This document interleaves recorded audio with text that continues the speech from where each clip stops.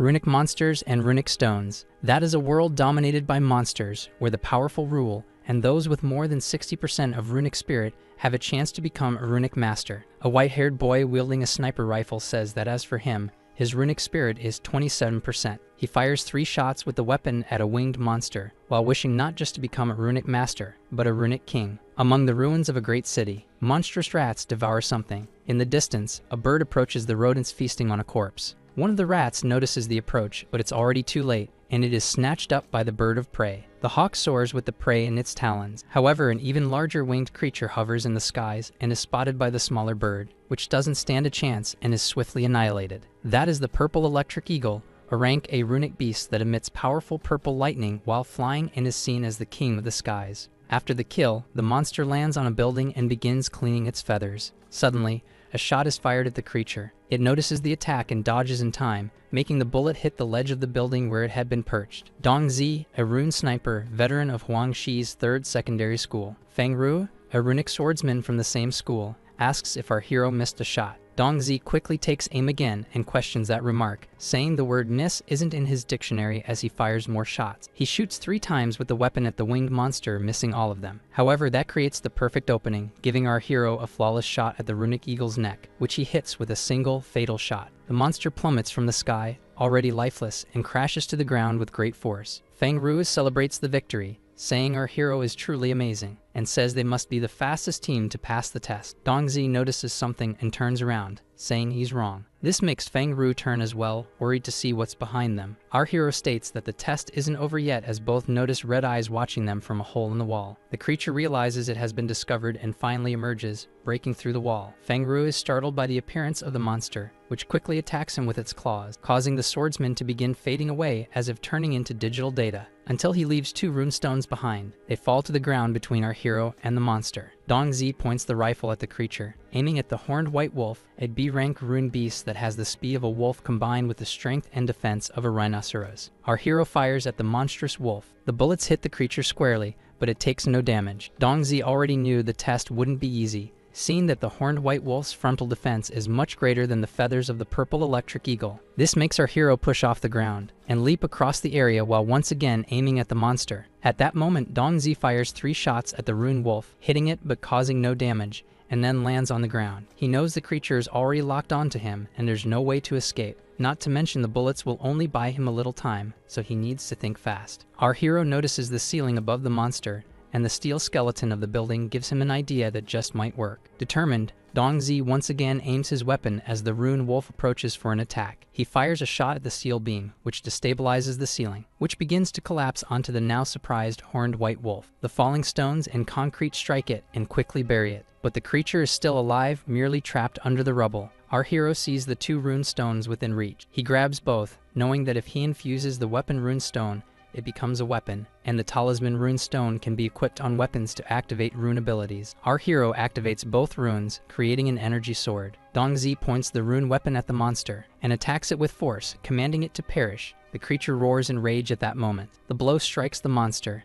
which is finally executed, turning into data. A message says the test ended in nearly 6 minutes, and that Dong Zi received an S grade, while Feng Ru received a C. Our hero also turns into data. He wakes up shortly afterward with a serious look inside a capsule. The place is like a facility in a corridor with more identical capsules, where a man observes everything with a clipboard. The machine opens, and from it our hero emerges while Feng Ru complains, saying that he had said the purple electric eagle was the final question. The young man asks why there was a white-horned wolf at the end, and the evaluator responds that he never said there wouldn't be additional questions. Many other youths complain about the difficulty of the admission test, which was the same for everyone, but say the wolf at the end was unfair even for those with high rank abilities. One person punches one of the capsules, breaking it while complaining that they hadn't expected any additional questions. Everyone is surprised and looks curiously at the girl. Zhao Xixin, heir of the Zhao family from the Zhao martial arts school, nicknamed the Demoness of the 3rd school. Our hero asks her to calm down a bit, saying she'll have to pay triple compensation for damaging public property. Zhao Xixin grabs him by the collar and asks if he was the one who defeated the horned white wolf. Dong Zi says yes, prompting Feng Ru to hug him and excitedly say he's amazing. The evaluator slams his hand on the table, ordering everyone to be quiet and telling them to stay silent. He explains that rune beasts, in real life, won't give them time to react, and that even if they can defeat A-rank monsters, they can still fall to a B rank. And this time, only one student managed to execute the horned white wolf and earned an S grade. The instructor asks Dongzi to come forward to receive his result. Fang Ru celebrates, saying our hero is the best, and Zhou Zixin says that's to be expected from her best friend. As Dongzi turns to return to the young swordsman, a boy sticks his foot out to trip him, but our hero notices and stomps on the boy's foot, making him scream in pain. The boys say our hero must only be good in simulations, and that getting high scores there isn't important. A rune master is determined at birth, and they will be the elite. At that moment, Zhou Zixin, who can access nearly all of her own energy, asks the boys who dares talk behind her best friend's back. She delivers several knocks to their heads, and with bumps swelling, they apologize to her. Dongzi says they're right. Only those who meet the rune energy requirement can become rune masters. And even though he was happy with the score, he says the amount he can access is 27%, which makes him show an awkward smile. It all began in the year 2030, when humans had no idea of the disaster that was about to happen. That year, countless wormholes appeared in the skies of Earth, and from them, innumerable meteors fell, destroying human civilization. Faced with such a catastrophe, humanity was completely helpless. The meteor shower lasted for 3 months, reducing the world's population to less than 30%. And just when mankind thought they had survived the disaster, something far worse happened. Creatures known as runic monsters emerged from the wormholes and invaded Earth. They were ruthless and violent, and even the most powerful weapons on Earth couldn't harm the higher-ranked monsters. Humans hid in fear as terror reigned over the world and their homes were destroyed, until the runic hunters appeared. They could use runic energy and runic stones to become stronger. At that moment, humanity began fighting back against the monsters and tried to protect their last remaining habitat. They built a barrier made of runic energy, preventing the runic monsters from entering and allowing ordinary people to survive. But the war between humans and creatures never truly ended. A man warns that if Dongzi gets caught, he won't be able to help him. Our hero smiles and tells his boss that he understands and he can leave it to him. With that, he revs up his bike to make the delivery, saying it's time to work. His boss just watches silently as Dongzi rides off. Our hero rides through the city, knowing that this delivery will earn him a lot of money and that he'll be able to buy Xiaoxai her favorite doll. At that moment, a bright light appears in front of him and takes him by surprise. The police officer says it's a routine inspection and asks him to pull over, which scares our hero since he's carrying illegal goods and could be jailed for 3 years. With no choice, Dongzi speeds up and turns into another street, fleeing from the police, who immediately order him to stop. The officer calls for backup, saying a delivery driver is fleeing a routine inspection, and they start chasing our hero. Dongzi accelerates and turns into an alley, making the officers lose sight of him. Our hero looks back and says that if they want to catch him, they better keep dreaming, but then he slips on a banana peel and crashes to the ground. Dongzi gets up, saying it's his unlucky day, but is terrified to see that he lost the package and can't afford to lose it. He looks to the side and realizes that what he was transporting were runic monster eggs, and now it makes sense why they paid so much for the delivery. If someone's caught with that, it won't just be 3 years in prison. Dongzi puts the eggs back in the box, relieved that at least they're intact, but then he realizes there were 3 eggs and one of them is missing. That makes him look around in every direction, calling out for the egg and asking it to show itself wherever it may be. Our hero finds the egg in a trash bin and gets excited because of that. When he picks it up, he notices there's a hole in the egg and wonders if it won't hatch anymore, but 2 eyes watch him from the shadows. At that moment, a web is fired at Dongzi, who quickly ducks, avoiding the attack that strikes and shatters a wall. When he turns around, our hero realizes it's a rank C monster, a bone-piercing spider that fears fire, has a carapace as tough as metal, and is a cunning creature. Dongzi draws a knife to fight. The spider stares him down, and as soon as it fires its powerful webs, our hero jumps, evading the attack. This also allows him to reach the monster and quickly strike it with his knife. But when the weapon collides with the spider's exoskeleton, no damage is done, and it bounces away. Our hero clutches his trembling hand, saying that, just as expected, even freshly born, a regular weapon can't even scratch its outer shell. The monster shows no mercy and quickly charges with its sharp legs. At that moment, Dongzi understands he has no choice but to use that ability. "Run," shouts our hero as he starts fleeing from the creature with all his strength. But the runic monster fires its web, blocking Dongzi's escape route, which makes him tense, and because of that, he ends up getting caught by the foot. The spider quickly knocks him down and pulls him, making him scream in fright. Our hero desperately tries to cut the web with his knife, but it's too tough and he can't slice through it. The monster raises one of its legs, ready to strike, making Dongzi realize he's screwed. And at that moment, the attack lands, injuring him. Drops fall to the ground as our hero hangs from a lamppost, webs holding him in place. Dongzi realizes he couldn't defeat that spider that had just been born and wonders if he's destined to be an ordinary human, if that's truly his fate.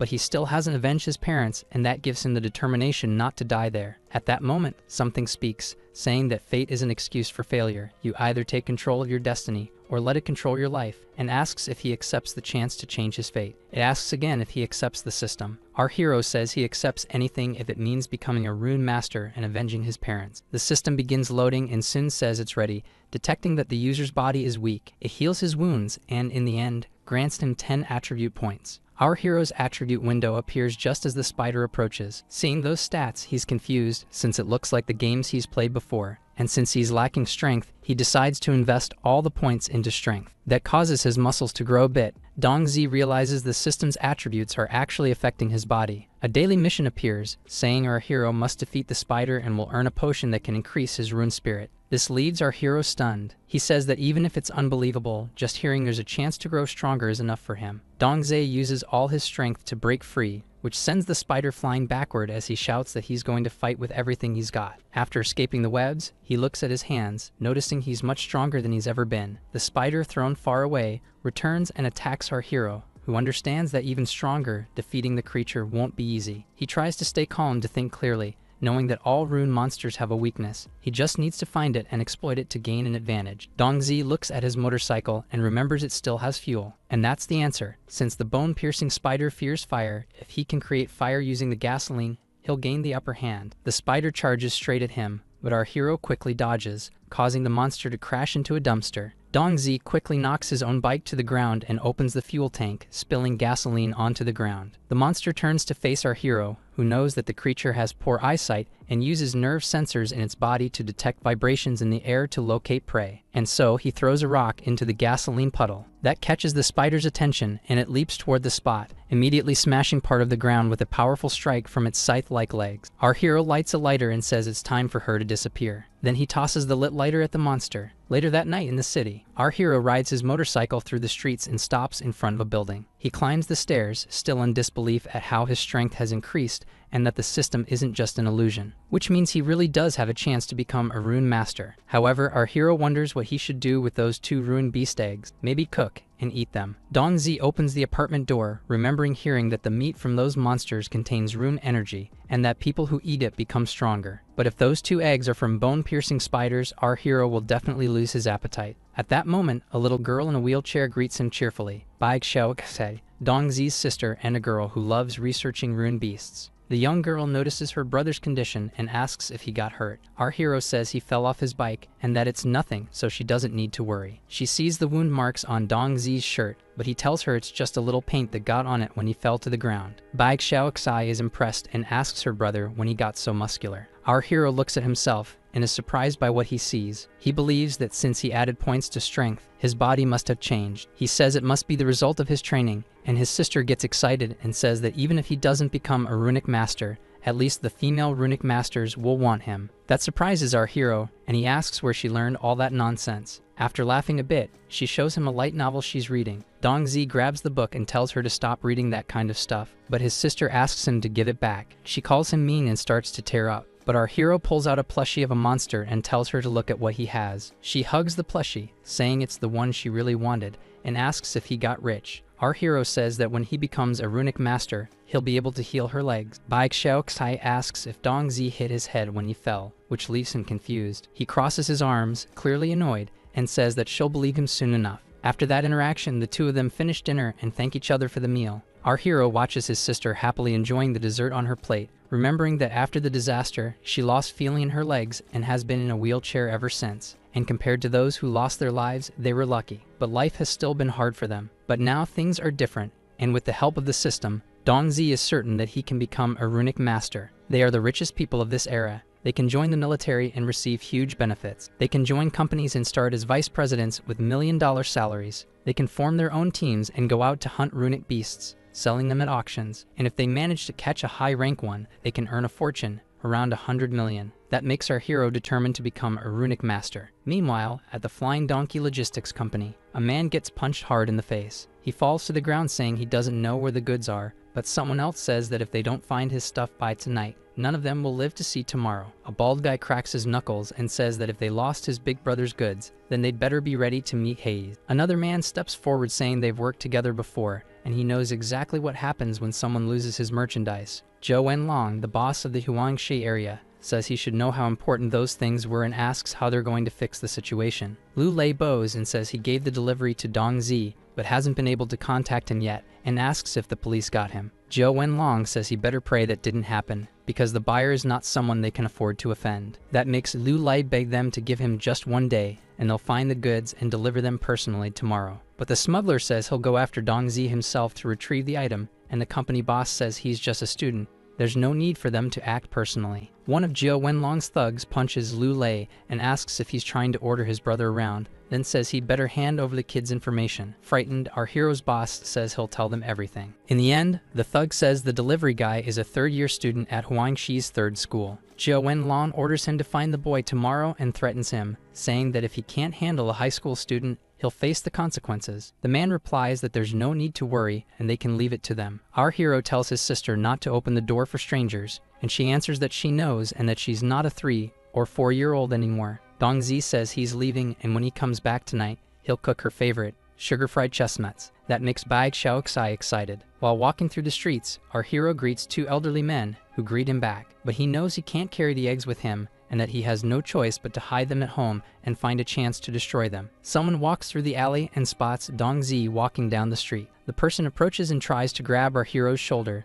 but Dong Zi notices and quickly grabs his wrist. Feng Ru complains about the pain in his hand and begs for mercy, but is questioned about why he was sneaking around, to which he replies that he had to use the alley as a bathroom. And that's when he saw our hero. Dong Zi says that place is disgusting and tells his friend to stay away from him. Embarrassed, the guy asks him not to be like that and to wait for him. At third school Huangshi, some students are still arriving and passing through its open gates. Our hero approaches the academy alongside Feng Rui as they chat. But then the system gives him a mission: to deal with the gangsters who came to cause trouble. This leaves him confused about the gangsters, who turn out to be the 2 men in suits up ahead, blocking the way to Guangshi's gate. Feng Rui asks what Fat Dragon and Morning are doing there. Our hero asks if he knows them, and he replies that they're well-known gangsters in that area. Dong Zi assumes they're there for him and knows he's no match for the 2, so it's best to avoid them. Someone shouts, asking what they're doing, and demands they move aside. The 2 men tell Zhou Zixian to go with them, clearly with bad intentions. Feng Ru points at the situation and asks what they should do. Our hero says they need to act, but his friend suggests calling the police instead of provoking the 2. Our hero says they don't have time to wait for the police, and with that, raises a brick and slams the brick down on the bald gangster's head. After that, he tells them to take their filthy hands off her. Morning asks how he dares attack them, while Fat Dragon complains about the pain, having been caught off guard. Zhao Zixian is surprised to see Dong Zi there and tells him to run because he's no match for those 2. With that knowledge, the 2 gangsters get excited. Morning says they're there because of him, and that he'd better not even think about escaping. Angrily, he asks how Dong Zi dares make them come looking for him as he prepares to punch our hero. Dong Zi dodges the attack, certain now that they're after him because of the rune beast eggs, and that if he hadn't invested points in agility, he never would have avoided it. But now he can even counterattack, and quickly slams the brick into the gangster's face, who feels the hit and wonders if our hero is a natural rune master, and how he can even remain in the Huangshi area if he can't take down a mere brat. Fat Dragon says to Zhou Zixian that Dong Zi really cares about her, and asks if, when she's captured, he'll surrender easily. But the young girl lands a heavy kick to the bald gangster's face, who again cries out in pain while our hero asks if he really thought she'd be easy to deal with. That makes him tell her to finish them off. The 2 gangsters get irritated and say they were being nice, but since no one appreciates it, they'll show no more mercy. Both activate their rank F rune master powers. Our hero charges in for another attack as Fat Dragon says that even if they are the weakest rune masters, they're more than enough to handle him. Dong Zi's punch hits the bald gangster, but barrier protects him. That makes him realize his attacks can't even touch the big guy's body, which is bad. But at that moment, a club comes down and hits both men on the head. They turn, angry, asking who dares to attack them from behind. Zhao Wudai, a rank E rune master and Zhou Zixian's father, says they're not fit to be rune masters if they're attacking the weak instead of protecting the place. After that, the bell rings, marking the start of classes. The students walk through the corridors toward their classrooms. The teacher slams a book on the desk, complaining that he's already explained that question several times, and yet many students still got it wrong. He asks Dong Zi to stand and questions if he can explain what attributes rune stones have. Our hero stands and explains that rune stones are obtained from rune beasts and act as conductors for rune energy, and they can be divided into 3 types. The red-colored ones are weapon stones, which can be integrated into weapons,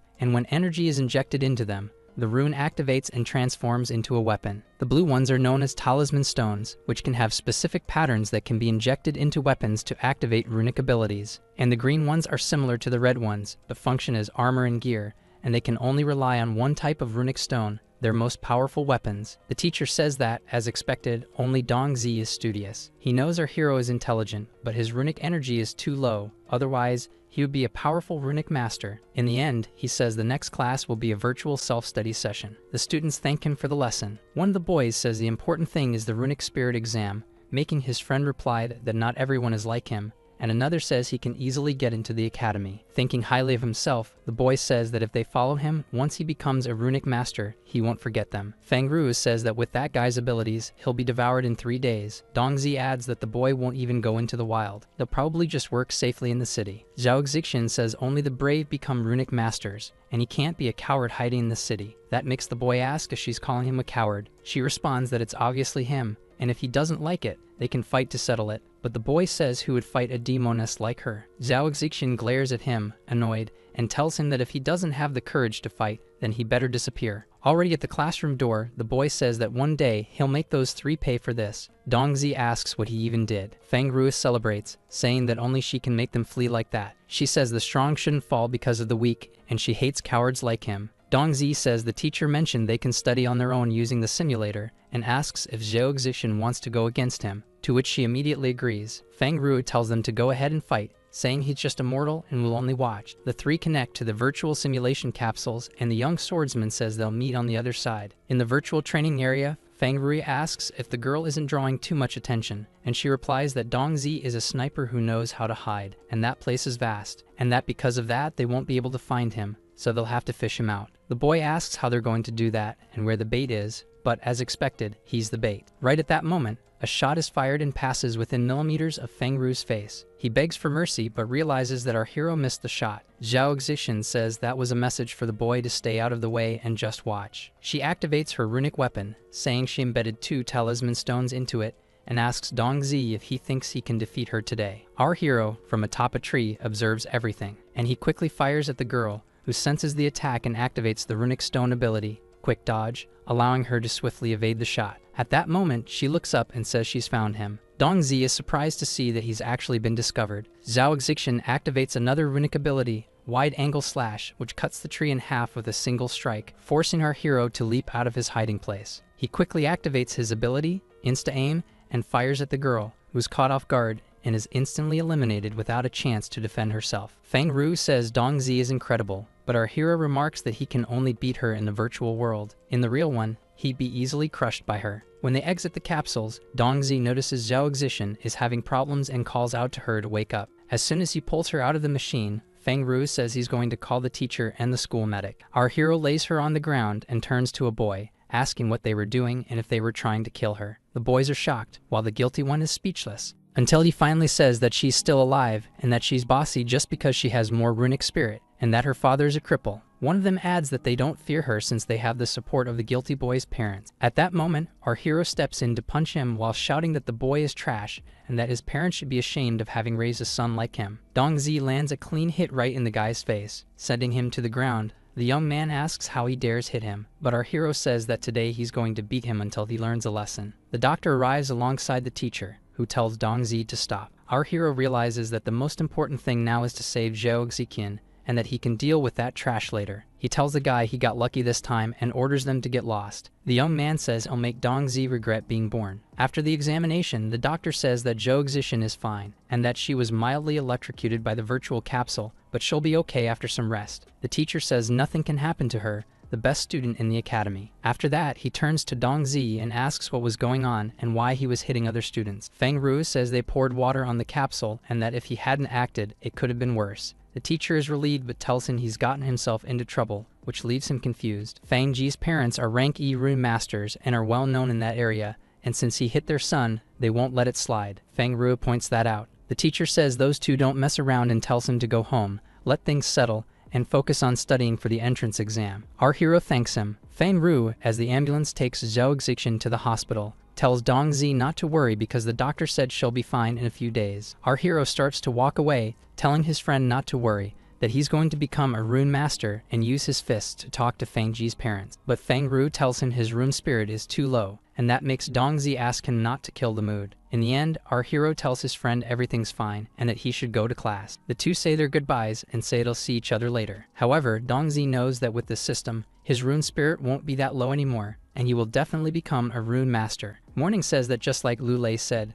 that's the bike of that kid, which means he lives there. He asks Jia Wai Wang if they should call in more reinforcements, but the smuggler slaps him across the face and asks how many men he thinks it takes to deal with a little crippled girl. Morning apologizes, saying he was wrong. The trio heads up to Dongzi's apartment, and the two lackeys try to listen through the door to see if anyone else is home. Fat Dragon says there's no movement inside, and that it's just the little girl in there. Jia Wai Wang says that's good. The two ring the doorbell, which makes Bai Xiao wonder if her brother's already back home. She closes her book and says he has the key and wouldn't need to ring the bell. On the other side of the door, someone asks if there's anyone home. Bai Xiao asks who it is. Fat Dragon tells her to open the door because they're there to check the water meter, but the girl looks through the peephole and says the meter is outside. Morning complains to his friend that he was too aggressive, and that's why she figured it out. He tells the bald guy to watch and learn how it's done. He says they're there to make a delivery and asks her to open the door, but Bai Xiao says they can leave the package outside. Morning tries again, saying they're from the community club and want to meet her,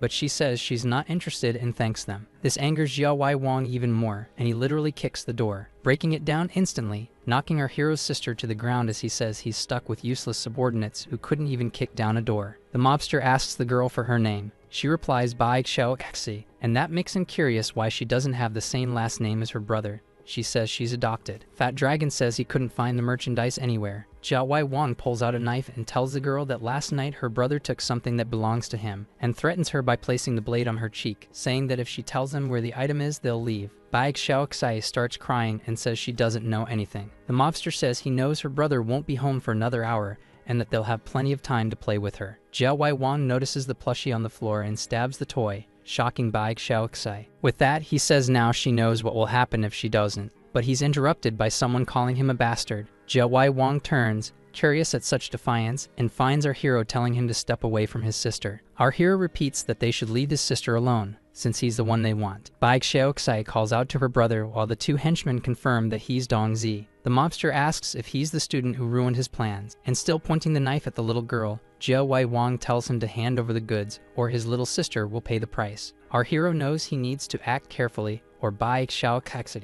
will be in danger, and it's better to hand over the egg. With that, he says the items are in the storage room. The mobster asks where that is, and Dongzi says it's just there next to the bedroom. Jia Wai Wang looks to the side and notices a small door behind some boxes, wondering if those two idiots didn't check there earlier. Irritated, he asks what they're waiting for and orders the henchmen to get the goods. Both rush to the door. With a kick, Fat Dragon breaks the door and finds the box on top of a table. He brings it to Jia Wai Wang, saying they found the goods. The mobster opens the box and asks why there are only 2 eggs inside. Our hero reveals that one of them hatched during the delivery, but Jia Wai Wang gets angry and asks if he thinks he's an idiot. That monster was rank C, and if it really had hatched, Dongzi wouldn't be standing there alive. Dongzi knows that even if he says he defeated the monster, the mobster definitely won't believe him. Jia Wai Wang reveals that the egg was a gift for the minister, and he'd better return the monster ore. He brings the knife close to Bai Xiaoxi's face and finishes by saying our hero won't like what he's about to do. The little girl quickly bites Jia Wai Wang's hand,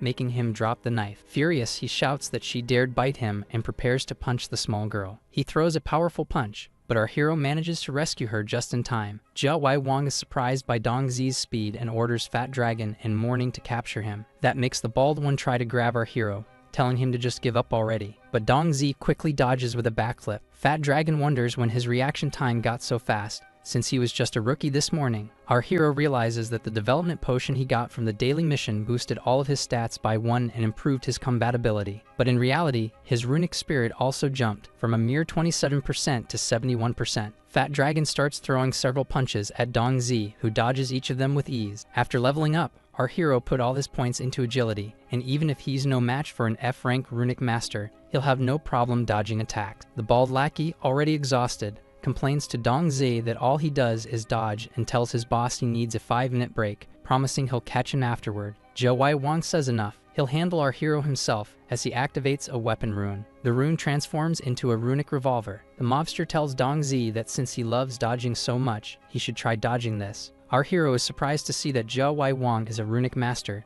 and judging by his aura, he's at least rank E, like Zhao Xishan's father. Dong Zi says the egg really did hatch, and there's no way he could magically produce another one. The mobster replies that they were important, and the monster's offspring creates other runic monsters. They were hard to obtain, and they were the key to his future, and our hero ruined everything, which is unforgivable. Dong Zi says he thought breeding monsters in the city was a major crime, but Zhao Wai Wang asks if a student really knows how things work. Bai Xiao notices one of the eggs cracking, and that makes her call for her brother, saying she has something to tell him. Our hero asks her to stay quiet for a few moments, which makes the little girl cry, saying it's important, but the mobster points his gun and says she's annoying. At that moment, a creature bursts out of the egg at high speed, leaving Zhao Wai Wang surprised to see that another egg has just hatched. Dark-scaled viper, a rank C rune monster, and even though it was just born, it's much stronger than an adult rank E monster. Without thinking twice, the mobster opens fire on the creature, but the bullets do nothing but anger it. The serpent lunges at Zhao Wai Wang, attacking him. However, he manages to dodge in time, making it crash into the floor. Zhao Wai Wang grows tense since the house is too small,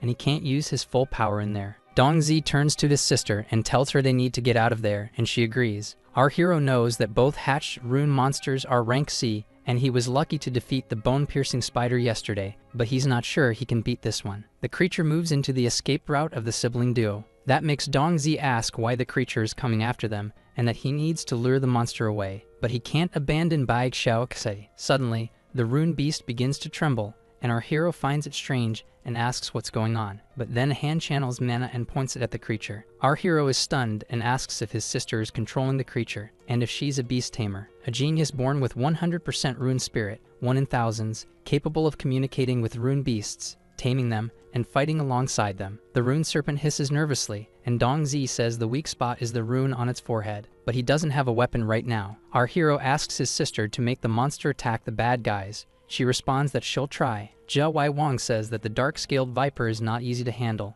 and for that reason, they'll leave first and let the brats deal with the problem. The two goons agree to the idea. Bai Xiao concentrates with difficulty to tame the monster that stares at her more intensely. The rune beast opens its mouth, revealing an electric orb. Zhao Wai Wang says that's the serpent's ability, which can even pierce through steel plates, and that those two kids are done for. But the creature suddenly turns, hissing with the ability fully charged and ready to fire. The mobster is caught off guard by the monster's sudden action. It fires the rune energy like a bolt straight at him, but he manages to dodge just in time. The blast hits the apartment wall, causing a powerful explosion that destroys a large part of the building, shocking the people out on the street. Dong Zi cheers, saying his sister did it. However, Bai Xiao feels weak and ends up fainting, drained of energy. That leaves her brother stunned, but he understands she's just a child, and controlling a rank C monster is incredibly exhausting for her, and he hopes she didn't get hurt. Zhao Wai Wang curses, asking what just happened and angrily questioning how that creature dared to ruin his hair and damage his beautiful face. Furious, he fires repeatedly at the rune beast, causing no damage, until one of the bullets hits the rune stone on the monster's forehead. Dong Zi sees it,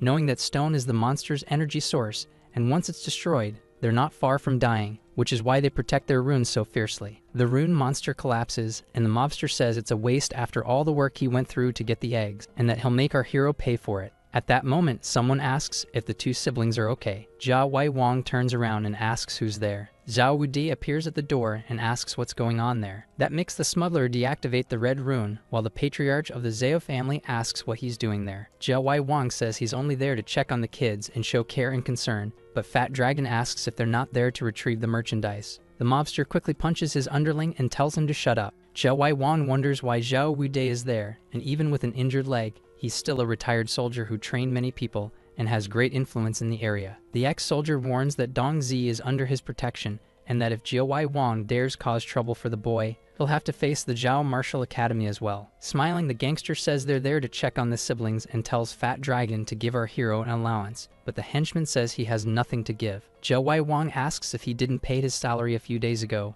but the henchman says that was money he worked hard for, and is told to shut up and hand it over. Fat Dragon hands over his salary to Dong Zi, and then sulks over losing his hard-earned money. The trio starts to leave, but the gangster tells our hero that next time they visit, he better be home, not just his little sister. Dongzi wonders if that guy is threatening him. Zhao Wudi asks if Bai Xiaoxai is okay, and is told she's just tired. Our hero decides to hide the fact that his sister is a beast tamer. The ex-soldier notices the body of the dark-scaled viper and asks what's going on there. Dongzi believes it won't be a problem to tell him about the egg, so he begins explaining everything to Zhao Wude. The runic master says that Zhou Wenlong is not a simple man. He knows powerful people and manages the local underground boxing arena. That will be a problem. At the Zhao Shi Martial Hall, some people are practicing boxing. One man in the ring, another punching a sandbag, and our hero looks at a different kind of machine. Dongzi takes a deep breath, focusing on his training. He opens his eyes and throws a punch that startles the boxer beside him. Seeing that he can now deliver a blow 5 times his body weight and force, even surpassing a professional boxer. At that moment, Dongzi's phone rings. His teacher asks what he's been doing. Our hero replies that he was doing physical training.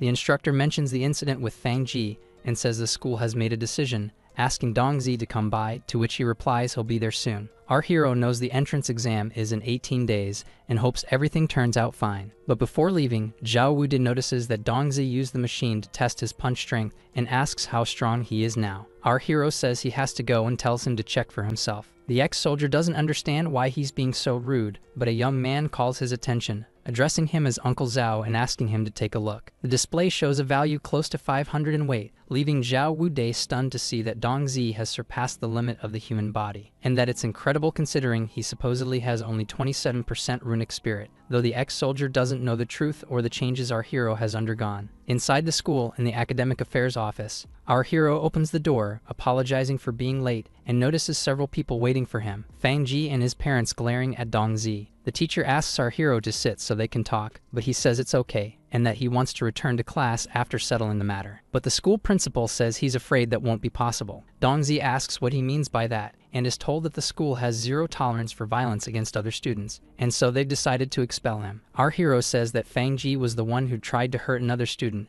and asks why he's the one being expelled. The principal shouts that that's nonsense, saying Fang Ji is an elite student of the school and Dongzi is just trash with 27% runic spirit. Fang Ji says he told him he'd make him pay. His mother says this was the right choice. Dongzi asks if they're shifting the blame just because of his low spiritual value. The teacher asks him to calm down and says he can't provoke people at that level, and even if he doesn't care about himself, he has to think about his sister. Our hero knows what the instructor said is true. He already put her in danger once and can't let anything happen to her again. With that, Dongzi turns and says he understands and will leave right now. Fang Ji comments that our hero was confident before, but now he's giving up so easily. And as expected, he's trash. Dongzi turns around and says he will definitely become a runic master. That leaves the boy tense and speechless. Fang Ji's father says that our hero is just an arrogant brat who overestimates himself, and that even if his rune spirit weren't so low, just by having been expelled, he won't be allowed to participate in the awakening ceremony, and therefore will never become a rune master. Dongzi replies that they'll see about that. Outside the school,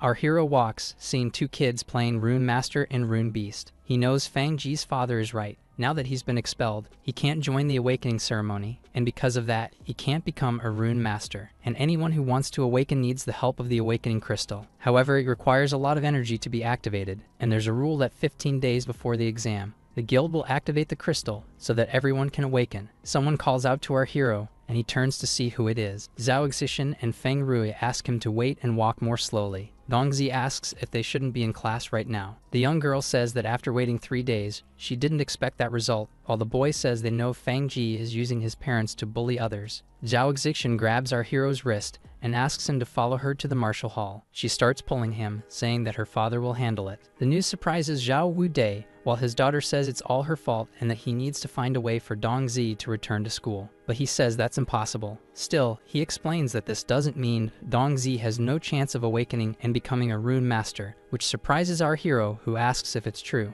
Only those with the proper value can become rune masters, but that doesn't mean everyone will succeed, which is why many have that value, but few manage to do it. Our hero says that's what his teacher told him, and that it's just the awakening threshold, and the higher the rune spirit value, the better the chances. Awakening consumes a lot of energy each time it's done, and if someone fails, no matter how high their rune spirit is, the guild doesn't give second chances. Feng Ru is surprised by this and wonders if he might be in danger. Zhao Xixin asks how he doesn't know that, and whether he's paying attention in class. Zhao Wudi asks them to listen. Every year many people fail, but not everyone accepts defeat easily, especially those above the base value. They try other methods. Dongzi asks what other method that would be. The ex-soldier asks if they've ever heard about the awakening medicine. That information shocks the three youths. However, that kind of medicine is no longer recognized by the association, and even those with 0 rune spirit have a chance to awaken, but it's extremely dangerous. Zhao Wude continues, using the medicine is like using the awakening crystal, and the higher your rune spirit,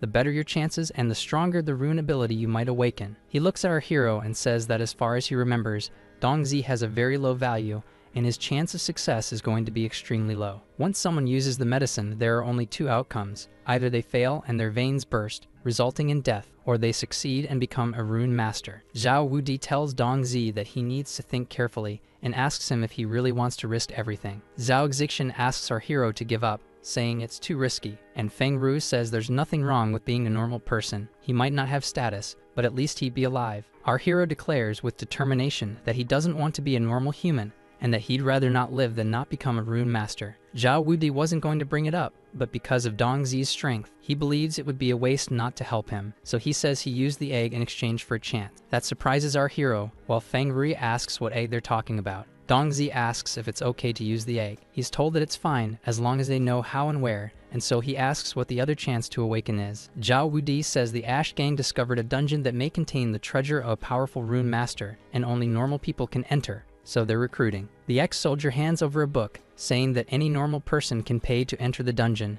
and the first to get the treasure will earn the awakening medicine. The cover of the thin book reads Introduction to Dungeons. Zhao Wud says there are many people trying to change their lives, but there's only one bottle of the medicine, and whether Dongzi gets it or not depends entirely on him. Zhao Xixian says the place is far too dangerous, filled with runic beasts, and our hero might lose his life. Feng Rui asks him to reconsider. The ex-soldier scolds both of them, saying he hasn't finished speaking yet. He says he has an old comrade who was the leader of a small mercenary group that hunts runic beasts, and that Dongzi could join them to gain combat experience. Our hero knows that fighting monsters and surviving in the wilderness while risking his life to awaken will be incredibly hard. But none of that matters. If he doesn't become a runic master, he'll remain at the bottom of society, bullied by people like Fang Ji. Dongzi replies that even if it costs him his life, he will take the risk and survive to become a master of runes. Zhao Wud responds that that's good. The ex-soldier puts a hand on our hero's shoulder, saying he likes his determination, then pulls him and tells him to follow him to the city gates, which makes Zhao Xixian curious.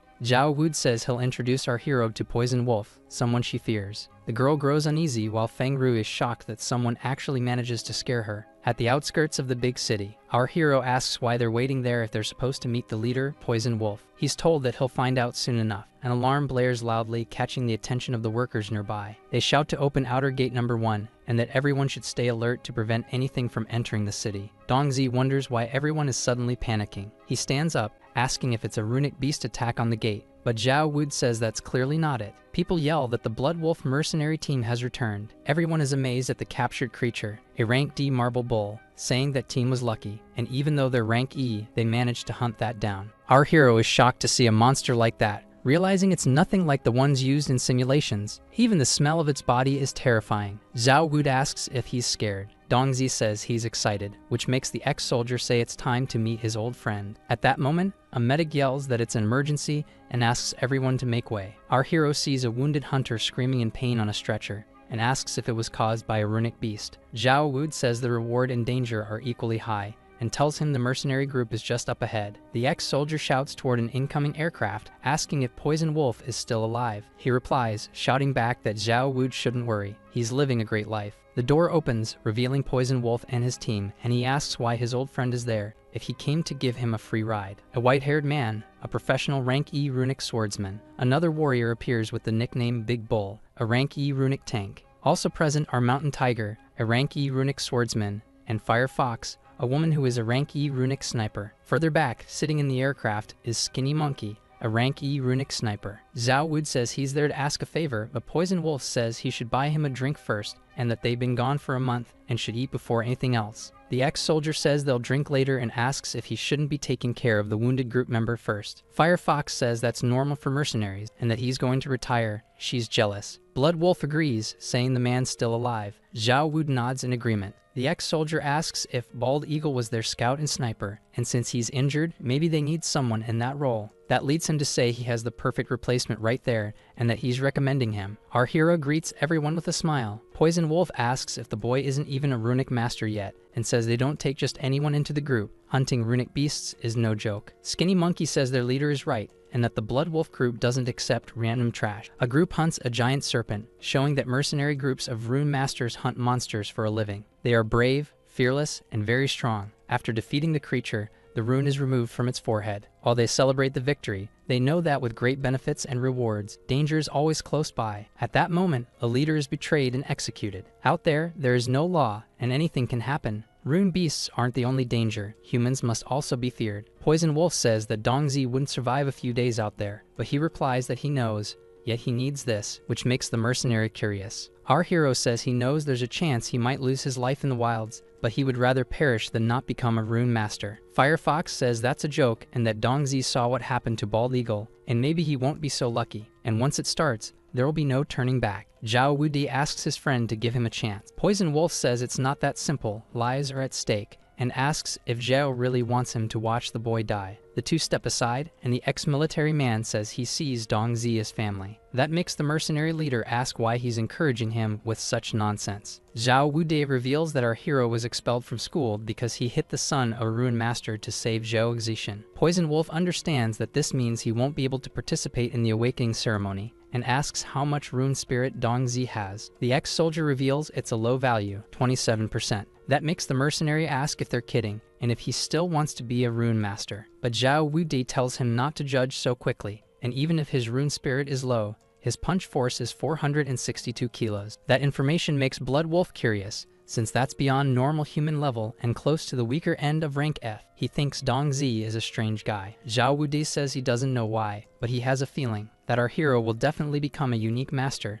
and maybe even one of the most powerful. Blood Wolf agrees to give Dongzi a chance, in exchange for Zhao's 30-year-old Mao Te, which annoys the ex-military man, who agrees, but only after they return from the next incursion. The mercenary calls our hero, and says he'll let him join because of Zhao Wude, and that he better get ready and come back in 3 days so they can head out into the wilds. Firefox asks if Poison Wolf is really serious about taking the kid outside. Mountain Tiger says Dongzi will get scared and wet his pants. Our hero knows this is his only chance to enter the wilds and gain real experience, and he decides to make the most of it. 3 days later, at the Awakening Ceremony Plaza, many people are gathered, and a man says that this year's ceremony is about to begin. He calls the next person Feng Ru, who approaches the crystal nervously. As he touches it, a yellowish glow appears from his hand, leaving him surprised. The organizer announces that the awakening was successful, and even though the resonance was weak, it was enough for Feng Ru to become a rune master. The boy celebrates excitedly and says it's Sister Kink's turn. Zhao Xixin is upset not to see Dongzi or her father there on the most important day of her life. She wonders if, by now, our hero is already outside the city,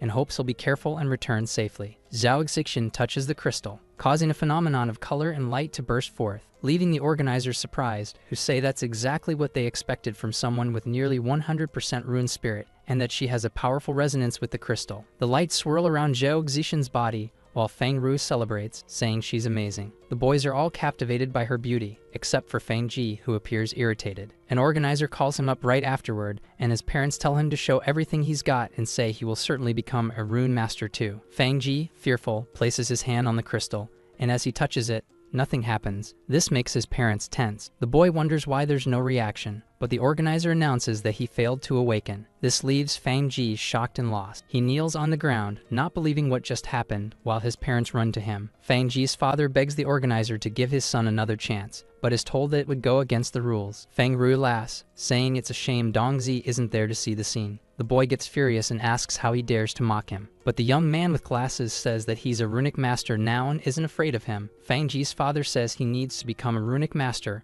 or it will be a disgrace for them. The boy replies that he failed his awakening. His father says there's still another way to awaken, and that it'll help him become master of runes. His wife grows tense and asks about this method, hoping it's not what she's thinking. He replies, the awakening drug, and that no matter what, he has to help their son get it. At the city gate, the Blood Wolf Group's aircraft is waiting. Our hero arrives and says, reporting in. His name is Dongzi, he's 18 years old, and his profession is runic sniper. He asks them to take good care of him. Several aircrafts exit through the city gate. Poison Wolf gives the order for everyone to depart, saying that it's time to head for the Wildlands, where there are no rules. Our hero looks out the window, thinking he thought he was ready, but suddenly leaving the safety of the city makes him anxious. He knows today is the day of the ceremony, and that Feng Ru and Zhou Zixian have surely already become runic masters. He left Bai Xiaoxai in Zhao Wu's care. That way, Zhou Wenwang won't be able to hurt her, and the wilderness is very different from the city, with hidden dangers everywhere. On the aircraft, a boy asks if Tang Yin is thirsty or hungry,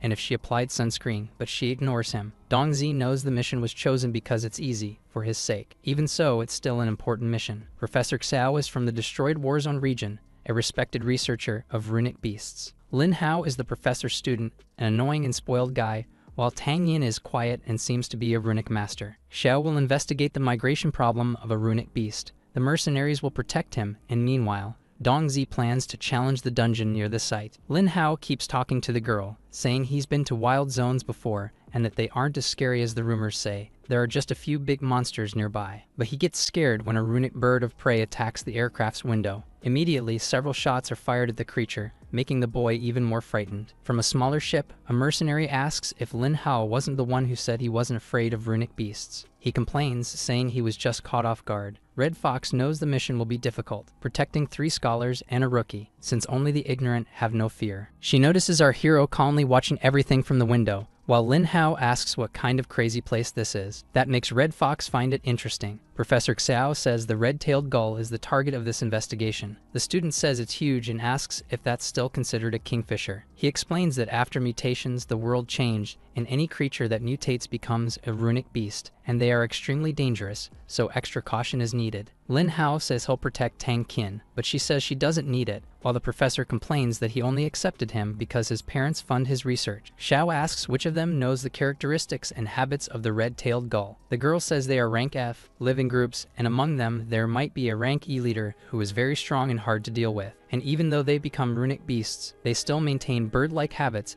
and will migrate according to season and climate. Professor Xiao says she's correct and that the area has low temperatures, so the monsters shouldn't be migrating there. But many have appeared, and they'll investigate. And even though the creatures live in groups, there will sometimes be isolated ones that become aggressive when encountered, so caution is necessary. Dong Zi says that even being rank F, one alone isn't scary. Its weak point is the neck, and they like shiny things. If you use something to attract their attention, it's easy to take them down. Tang Qin is surprised to see that our hero seems to know more than she does. Xia gets excited and asks if he learned that for the mission and if he's a newly awakened student. Dong Zi says he remembered it from the books, while Lin Ho gets annoyed because of that. Our hero, a bit embarrassed, replies that he hasn't awakened yet. The irritated young man turns and asks if that's true, and why he's even following them. Dong Zi says not to worry, because he's not going to cause trouble. But Lin Hao says he's just a normal human and will be dead weight for them. Red Fox tells them to stop arguing and says our hero is a rookie in the mercenary group, and even if he's weak, he's better than you, Bookworm. The boy gets even more annoyed, but the teacher puts a hand on his shoulder and says that's enough, that this is Poison Wolf's squad business and doesn't concern them.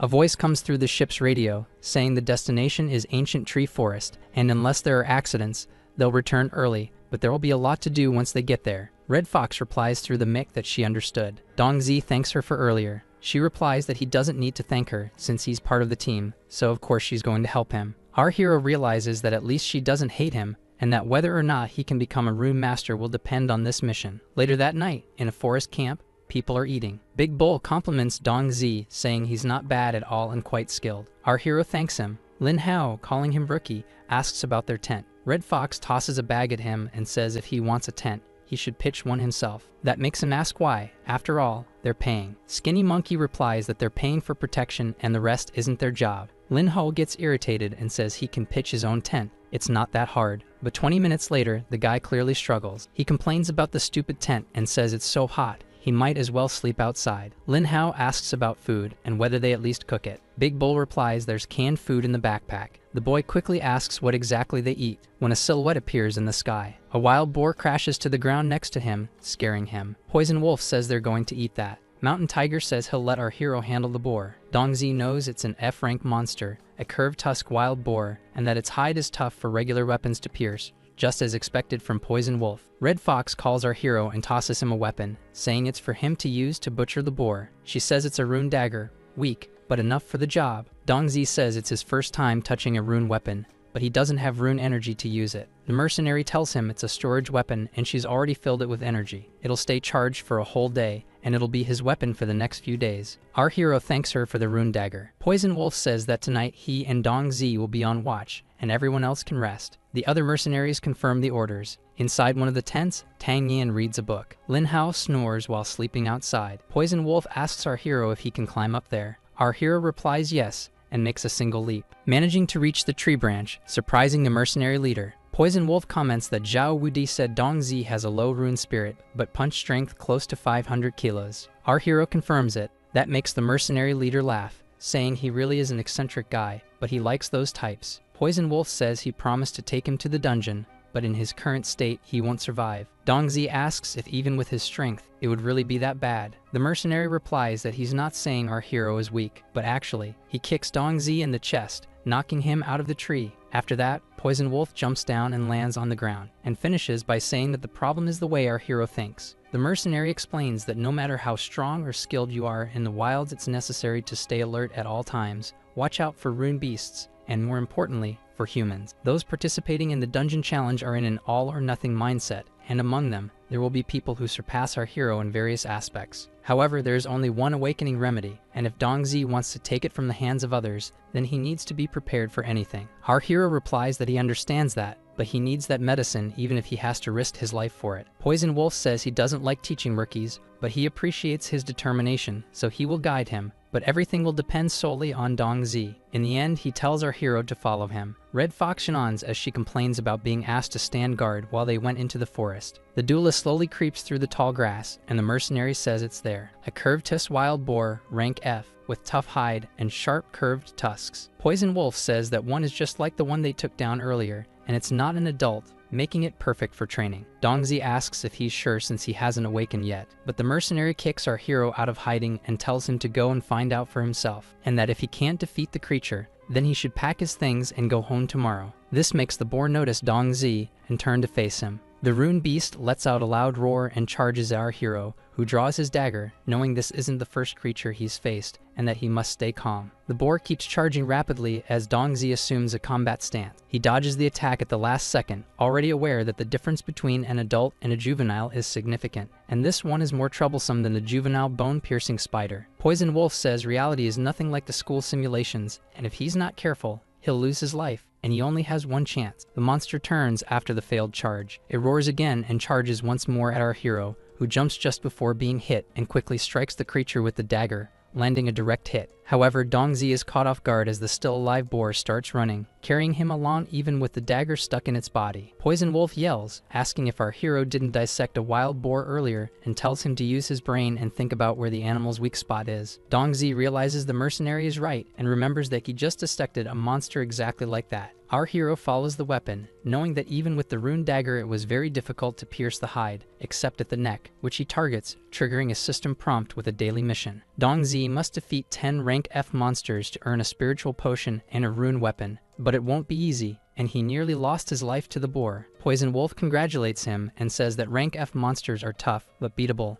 and that it's best to avoid rank E ones. Our hero replies that he was lucky the enemy was inexperienced. The mercenary throws a red rune to our hero, saying that's his loot. Rune masters extract pure energy from them to grow, and those with more spiritual energy grow faster, so it's good to be prepared and collect them. Dong Zi thanks him for that. A new day dawns in the forest, and the birds sing. A rune beast collapses lifeless at our hero's feet. Our hero only managed to defeat 5 monsters throughout the entire night, and those Poison Wolf had were highly skilled in combat, so it took a long time to defeat them. However, he knows that because of this, his battle experience has grown significantly. The mercenary tosses a water bottle to Dong Zi, telling him to rest for a while. Our hero asks if there's another mission, but is told there isn't, and that he can sleep, for they'll train again at night. Still, he questions if it's really okay to do nothing. Poison Wolf responds that it's fine since he won't be much help anyway. Dong Zi knows that if he defeats a few more enemies for one more night, he'll soon complete the mission. The mercenary starts heading back and says it's time to return. Back at the camp, Red Fox is cooking something to eat while Tankian returns to his own tent. Something catches the young girl's attention. Poison Wolf and Dong Zi return, which makes the mercenary ask where they had been all night. The leader replies they were training and tells the boy to wash up and rest. Tang Yin notices something in our hero's backpack, rune stones, that makes her wonder if he hunted the creatures himself and if he's not just a regular human. Lin Hao wakes up asking if it's already morning and says to let him sleep a little longer. Inside his own tent, our hero throws the rune stones on the ground. He looks at them, knowing that since he hasn't awakened yet, he can't absorb their energy, which can be used to craft weapons and defensive items. Slowly, he reaches out toward one of the runes, and at that moment the system asks if he wants to absorb the rune's energy. That confuses him, since he didn't know the system could help with that. Dong Zi chooses to accept the help, and in that moment, the rune energy bursts forth. It flows into his body rapidly, giving him enough experience to level up. Our hero discovers that even though he isn't a rune master, he can use the system to absorb the energy from rune stones and boost his skills. And now that he has leveled up, he feels fully recovered from the exhaustion of last night's hunt. Dong Zi also notices that all his stats had increased, especially his strength and agility, which have grown more than before. He still has 15 points left to distribute, and remembers that last time he put everything into strength and agility, which left his body struggling during the hunt. So this time, our hero decides to put 10 points in physique, 3 in wisdom, and 2 in strength. A breeze blows through the forest, and Dong Zi realizes that every attribute matters, and ever since he raised his wisdom, his senses have sharpened. That gives him more confidence for the dungeon challenge tonight, and for completing the mission to level up one more time. Night falls, and Red Fox asks how our hero did in training. Poison Wolf responds that his skill is amazing and his growth rate is very high. The mercenary comments that it's rare for him to give compliments, but the leader replies that the boy is very interesting and tells her to get some rest. She answers that she's not tired. However, Poison Wolf says he has a very important mission for her. Red Fox asks what it is and is told that she'll be helping with Dong Zi's training tonight. She remains silent about it,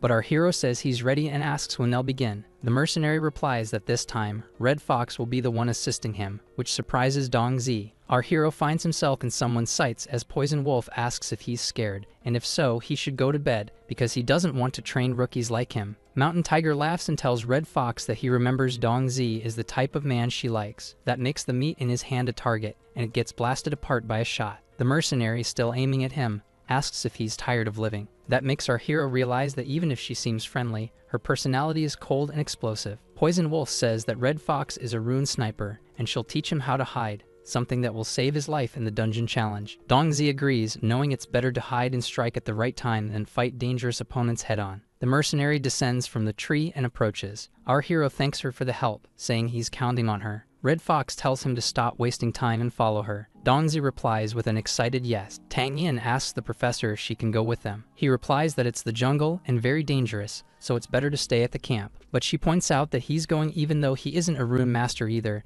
and questions why she should be afraid. Professor Xeo explains that her identity is different from our hero's. Red Fox says that tonight they'll play hide and seek, and Dong Zi has 3 lives. But since she already caught him twice, once in the tree and once hiding in the water, he only has 1 life left. If our hero can stay hidden from her for 10 minutes, he'll pass the test, but if he's caught again, he'll have to return to the city and give up the dungeon challenge. The place goes quiet, and Red Fox starts the countdown, knowing that Dong Zi hides very well, but she wants to see if he truly deserves Poison Wolf's praise. At that moment, something catches her attention. She immediately turns and fires into the bushes, but is caught off guard. It was just a rabbit, which makes her wonder if he's not actually there. The tree leaves rustle, and Red Fox quickly notices and fires at the spot. Only a blue snake falls from the place. With 1 minute left, the mercenary continues searching for Dong Zi, realizing that he's also not nearby. She wonders if our hero secretly returned to camp, since she already checked all possible hiding places and couldn't find him. The mercenary notices there are only 30 seconds left. That makes her say it looks like she'll have to break the rules. Red Fox activates her rune skill, Snake Eye, and aims at a bush. Her vision shifts to black and white spectrum,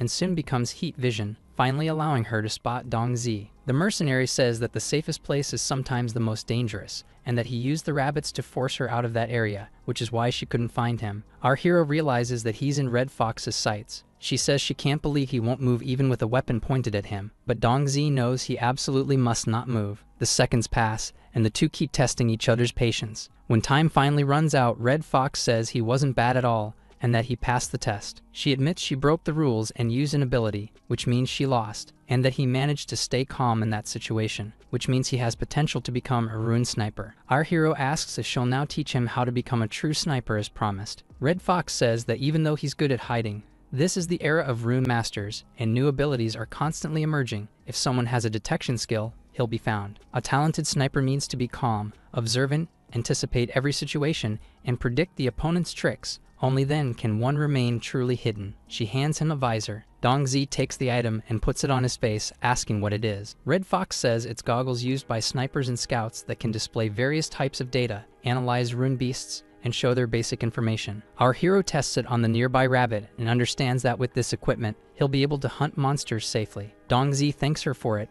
but the mercenary warns him not to get too excited. Training has only just begun. Still excited, our hero says he won't let her down. A new day dawns and our hero greets everyone. Mountain Tiger is startled and asks what happened to him. Our hero is worn out, but replies that he was finishing training with Red Fox. Big Bull, concerned, says he looks awful and asks if he wants help getting to bed. Dongzi replies that he doesn't need help, but ends up fainting face first onto the ground. Poison Wolf says the dungeon challenge is tonight and wonders if he'll manage in that condition. Red Fox tells him not to worry, he recovers quickly when he sleeps. Our hero only defeated 3 monsters the previous night, and even though he didn't complete the mission, he at least obtained rune stones and can now improve his skills again. The rune beasts that Red Fox chose were much stronger than the ones Poison Wolf selected, which makes him wonder if the energy in those runes will also be greater. Either way, he'll only know once he absorbs the runes. Dongzi knows he's heading to the dungeon tonight, and that his safety is the top priority, so he puts all his points into wisdom and agility. Our hero feels that ever since he leveled up, his fatigue has vanished, but even so, he decides to sleep to rest his mind and relieve mental stress. At night, the camp is calm. Tang Yin feels energy fluctuations from Dongzi's tent. She wonders if she's mistaken, and Professor Xiao asks her to hand him today's recorded data. He asks if she heard him and repeats the request for the data. The girl hands it over without noticing she's passing him a burning stick, while the researcher thanks her. Xiao grabs the stick by the burning end and screams in surprise, burning his hand, which also startles Tang Yin. Worried, she apologizes to the professor, who blows on his hand to cool the burn. Our hero steps out of the tent, saying it's time for him to go. Dongzi knows that thanks to the training from Poison Wolf and Red Fox, his stealth and combat skills have improved greatly, and he needs to win the dungeon challenge. Tang Yin finds our hero odd and wonders if he's gotten stronger. Skinny Monkey tells Dongzi to get on the ship for a ride. Lin Hao asks where the two of them are going. The mercenary says they're going to scout the area, but the young man questions the timing and says he has a lot of experience in the wild. They can't fool him. Our hero surprises Lin Hao with a jump that lands him on the ship,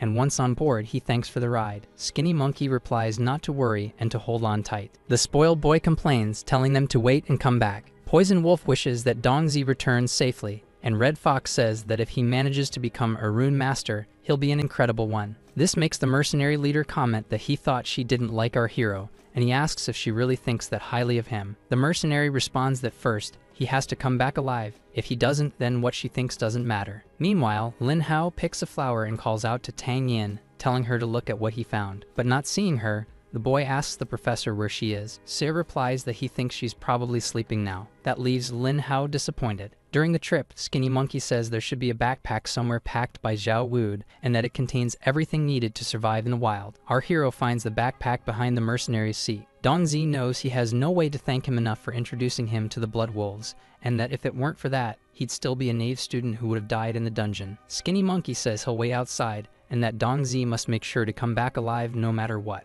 Dongzi thanks him and says that if he doesn't return, he should thank him for everything and ask Zhao Wu to look after Bai Xiao. The mercenary tells him not to get emotional and to stay calm. Our hero agrees, no matter how much he's trained, he needs to stay calm and be ready for anything. A noise on the ship catches Dongzi's attention and he looks back. Tang Yin appears, asking where they're going and saying it looks fun, and asks to go with them. This startles Dongzi and surprises Skinny Monkey. Our hero asks where she came from. The girl replies that she knew he was going somewhere and followed them. He asks why she would do something like that. The mercenary says there's no time to take her back, so they'll have to bring her along, but she broke the rules, and if anything happens to her, he won't be responsible. Tang Yin says not to underestimate her and reveals that she's a rank F rune master. Dongzi notices they're the same age, but she awakened early, and some families have power and influence, and their members awaken sooner, and that people like that live completely different lives from ordinary people like him. The girl asks again where they're going. With no other choice, our hero tells her everything. Tang Yin is stunned when she hears about the dungeon challenge and the awakening medicine. Dongzi says that's something rich people like her,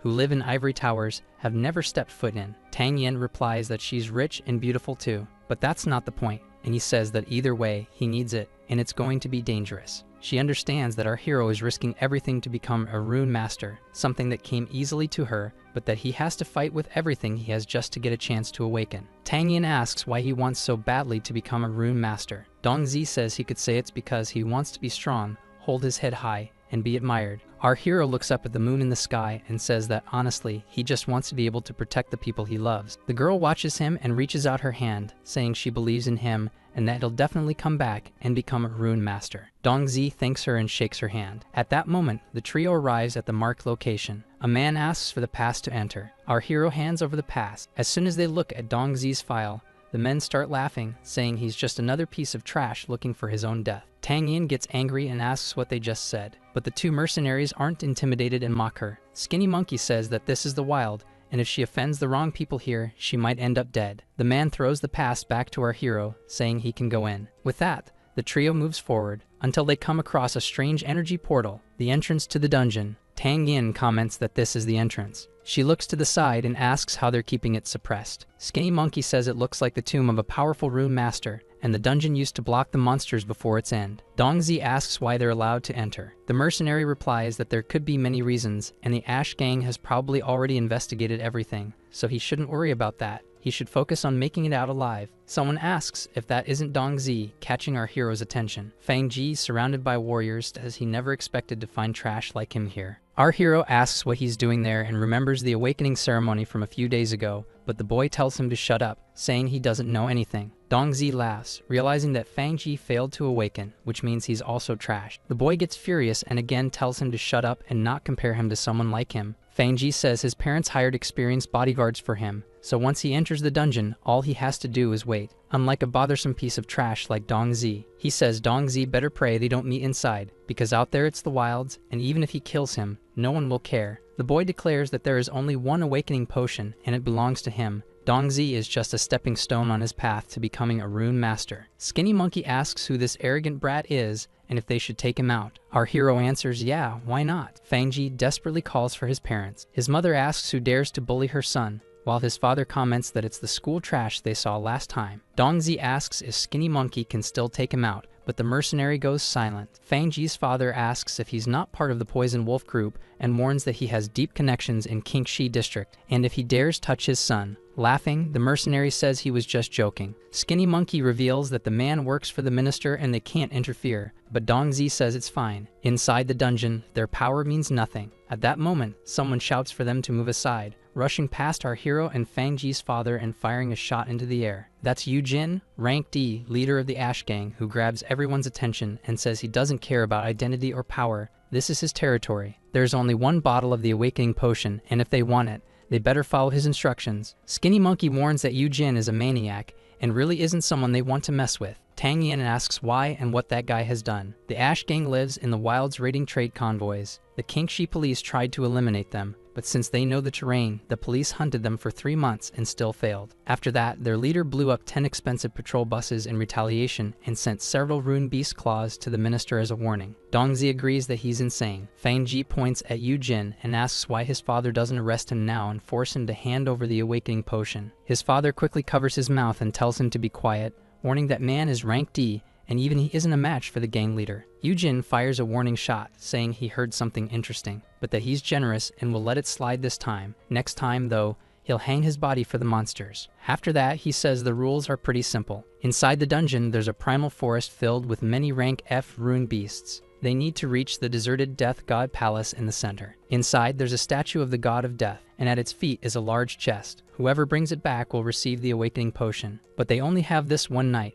Once the sun rises, the place will automatically shut down for 3 months, and if they don't make it out, they'll become food inside. Tang Yin knows that regular people will struggle even against weaker rank F monsters, which means this challenge will be extremely dangerous for Dong Zi. On the other hand, Fang Ji begins crying in his mother's arms, saying he doesn't want to go in there, but she tells him that if he wants to become a rune master, he has to. Skinny Monkey says he's sure Dong Zi will come back in one piece. He wishes him luck and says he'll be waiting there for him. Dong Zi thanks him. Tang Yin hands something to our hero, who asks what it is. She explains that it's an armband with an emergency airbag. Once activated, it will inflate and form an air cushion to protect him from any fall. Skinny Monkey comments that it's expensive and single use, typical of a rich and beautiful girl, quite extravagant, but she says she just doesn't want Dongzi to die so easily. Yujin tells everyone to stop wasting time because the dungeon is about to open. Fangji is dragged by the bodyguards while kicking and screaming that he doesn't want to go, which leaves his mother embarrassed. Dongzi thanks her for the armband and says that if he comes back alive,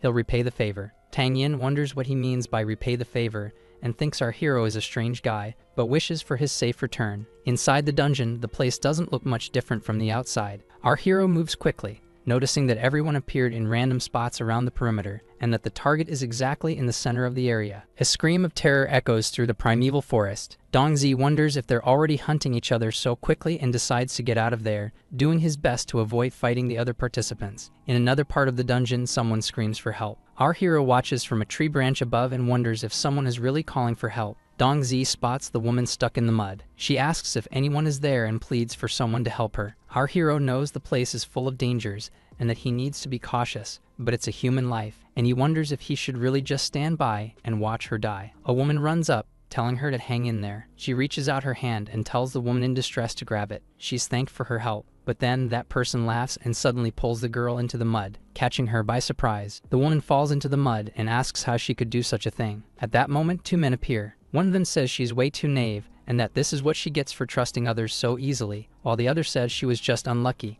and that he's going to take her gear. The one who had called for help points a weapon at the woman, saying that in the jungle, sympathy and kindness will only get you killed, and she should remember that next time. Then she fires 2 shots, scaring the nearby birds. Our hero witnesses everything and becomes furious at the despicable methods being used to eliminate competitors. The thinner man senses something and turns around. He shouts, asking who's there and demanding they show themselves. Dongzi is surprised and wonders how they discovered him. The 2 men start running through the forest. Chasing our hero, they yell that he can't run and that he should just become their prey. One of them says this challenge is extremely fun and thrilling. Dongzi wonders if these people kill others just for fun, but notices that this group is slower, so he should be able to escape. A shot is fired and grazes the side of our hero's face. The woman asks if he can run faster than a bullet. That makes Dongzi realize that while guns are banned inside the city, outside the law always finds a way. With no escape, our hero dives into a bush to hide, while the outlaw says he won't be able to stay hidden for long. One of the bandits says he must be hiding somewhere nearby and tells everyone to split up and search the area, not letting him get away. The other 2 agree. One of the bushes rustles, drawing the woman's attention. She quickly fires her gun at the spot, saying she found our hero and that this is his end. But Dongzi surprises her by jumping down from a tree behind her. He places the rune dagger to her neck, startling and confusing her. Our hero says that even if she has a gun, it's useless if she can't aim at him, and with his speed, she'll never get that chance. Right away, Dongzi commands everyone to drop their weapons or he'll kill her on the spot. The woman pleads for mercy, saying she only did this to survive and become a rune master. One of the men says he didn't expect the kid to turn the tables, but the other bandit says that if our hero thinks he can threaten them, then he's very naive. 2 gunshots are fired, shocking Dongzi. He hadn't expected such brutality from those 2, shooting down and killing their own ally. The outlaw says they were only using her as bait to catch the other competitors, and since there's only one awakening potion, they were going to get rid of her anyway. Dongzi realizes that man didn't hesitate to kill the woman. It was as if he were just crushing ants, and that this is the real world, the world of rune masters, cruel and ruthless, completely different from life in the city. The bandit says our hero is actually strong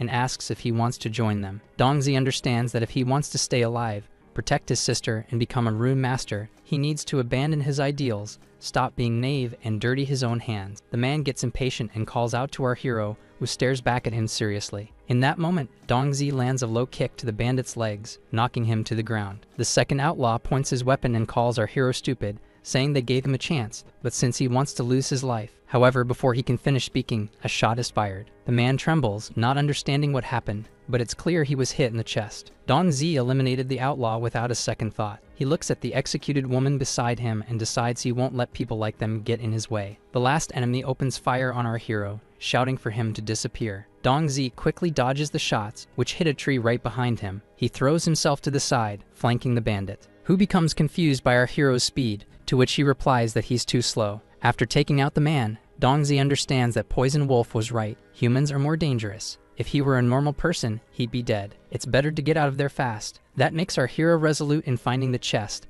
and leaving the place alive no matter what happens. Meanwhile, Fangji follows the bodyguards through the forest. Someone screams for help, which surprises the young man, and he looks back. One of the bodyguards asks if they should check it out, thinking someone was attacked by a monster. but the leader says to ignore it because they're competitors too. Fang Ji agrees and says they just need to protect him. The head bodyguard assures him nothing will happen to him. The group continues on until the boy notices something up ahead. A man stumbles out of the bushes, fleeing and screaming for them to save him, saying that thing is terrifying. Shaking in fear, he says he'll give them as much money as they want if they help him. Fang Ji tells him to get lost and go bother someone else. The man begs for help and says he'll pay for it, but a massive wolf is right behind him. He's devoured by the creature, terrifying the young man. That monster is a dark shadow wolf, rank F. The group leader says it's a young adult and tells the bald guy to handle it. He replies that it won't be a problem. The creature is still hungry and wants them too. Fang Ji says they should run, since it's a rune beast and they're not rune masters, but the bodyguard replies that he shouldn't underestimate them, and that they're different from him.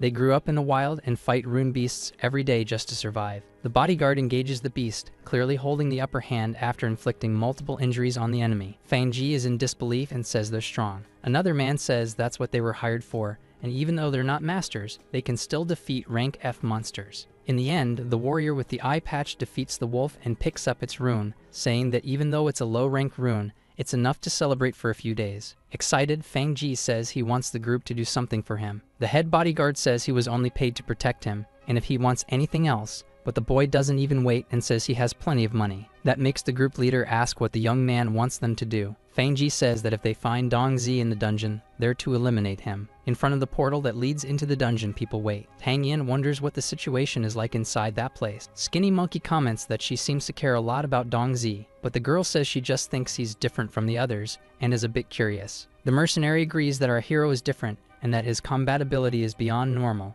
but Tang Yin says the competitors aren't weak either. Skinny Monkey says it's more than that, as he looks at Fang Ji's parents. He's not worried about the rune beasts in the dungeon, but about the other competitors. Tang Yin knows that 3 hours have passed and that our hero must have reached the Death God's palace. Dong Zi finally arrives in front of the abandoned palace. He realizes he seems to be the first to get there, and that was thanks to the hiding technique Red Fox taught him. It helped him evade both rune beasts and people, allowing him to arrive so quickly. Dong Zi senses something and quickly jumps back, managing to dodge an attack. After dodging, he notices a sword stuck in the ground. The bodyguard leader comments that our hero's reaction speed is impressive. Dong Zi wonders if they're Fang Ji's protectors. The young man says they just arrived there and didn't expect him to get there so fast too. Our hero asks what he wants. Fang Ji replies that it's to fulfill the promise of eliminating trash. Dong Zi now understands that the guy hates never being able to surpass him, and in the end, he asks if he's sure he wants to face him. Fang Ji tells our hero to shut up and says he promised he'd make him regret ever challenging him. With that, the young man orders his bodyguards to execute Dong Zi, and all the warriors charge into battle. The leader of the group attacks with a powerful punch, but our hero dodges quickly. The ground cracks from the blow, and Dong Zi realizes he has to be careful. These enemies have already reached the peak of normal human combat ability. A blade approaches our hero's back, but he senses it in time and dodges the strike, landing a kick on the enemy's leg. This surprises the group leader, who comments that his speed is terrifying, almost equal to a rank F rune master. One of the henchmen asks if he took something. Fang Ji shouts, asking what they're doing, and tells them to take him down. He's just a normal human. A tongue suddenly lashes out and grabs one of the bodyguards by surprise. He cries for help as a red striped toad, rank F, reveals itself. The creature devours him on the spot, making the bald warrior scream for him, and the group leaders say he didn't expect another rune beast to be there. Fang Ji tells them to forget that and go inside the palace. The chest inside is the main objective. The head bodyguard looks at our hero and pulls something out from one of his utility pouches. He says it's for him and throws something at Dong Zi that explodes on impact with his body. The group leader says it's a powder made from the female of that monster species, and it'll make him the creature's priority target. They all flee into the palace, and one of the bodyguards says that no matter how strong he is, he won't stand a chance against that beast and won't be alive much longer. Fang Ji says the awakening medicine will be his,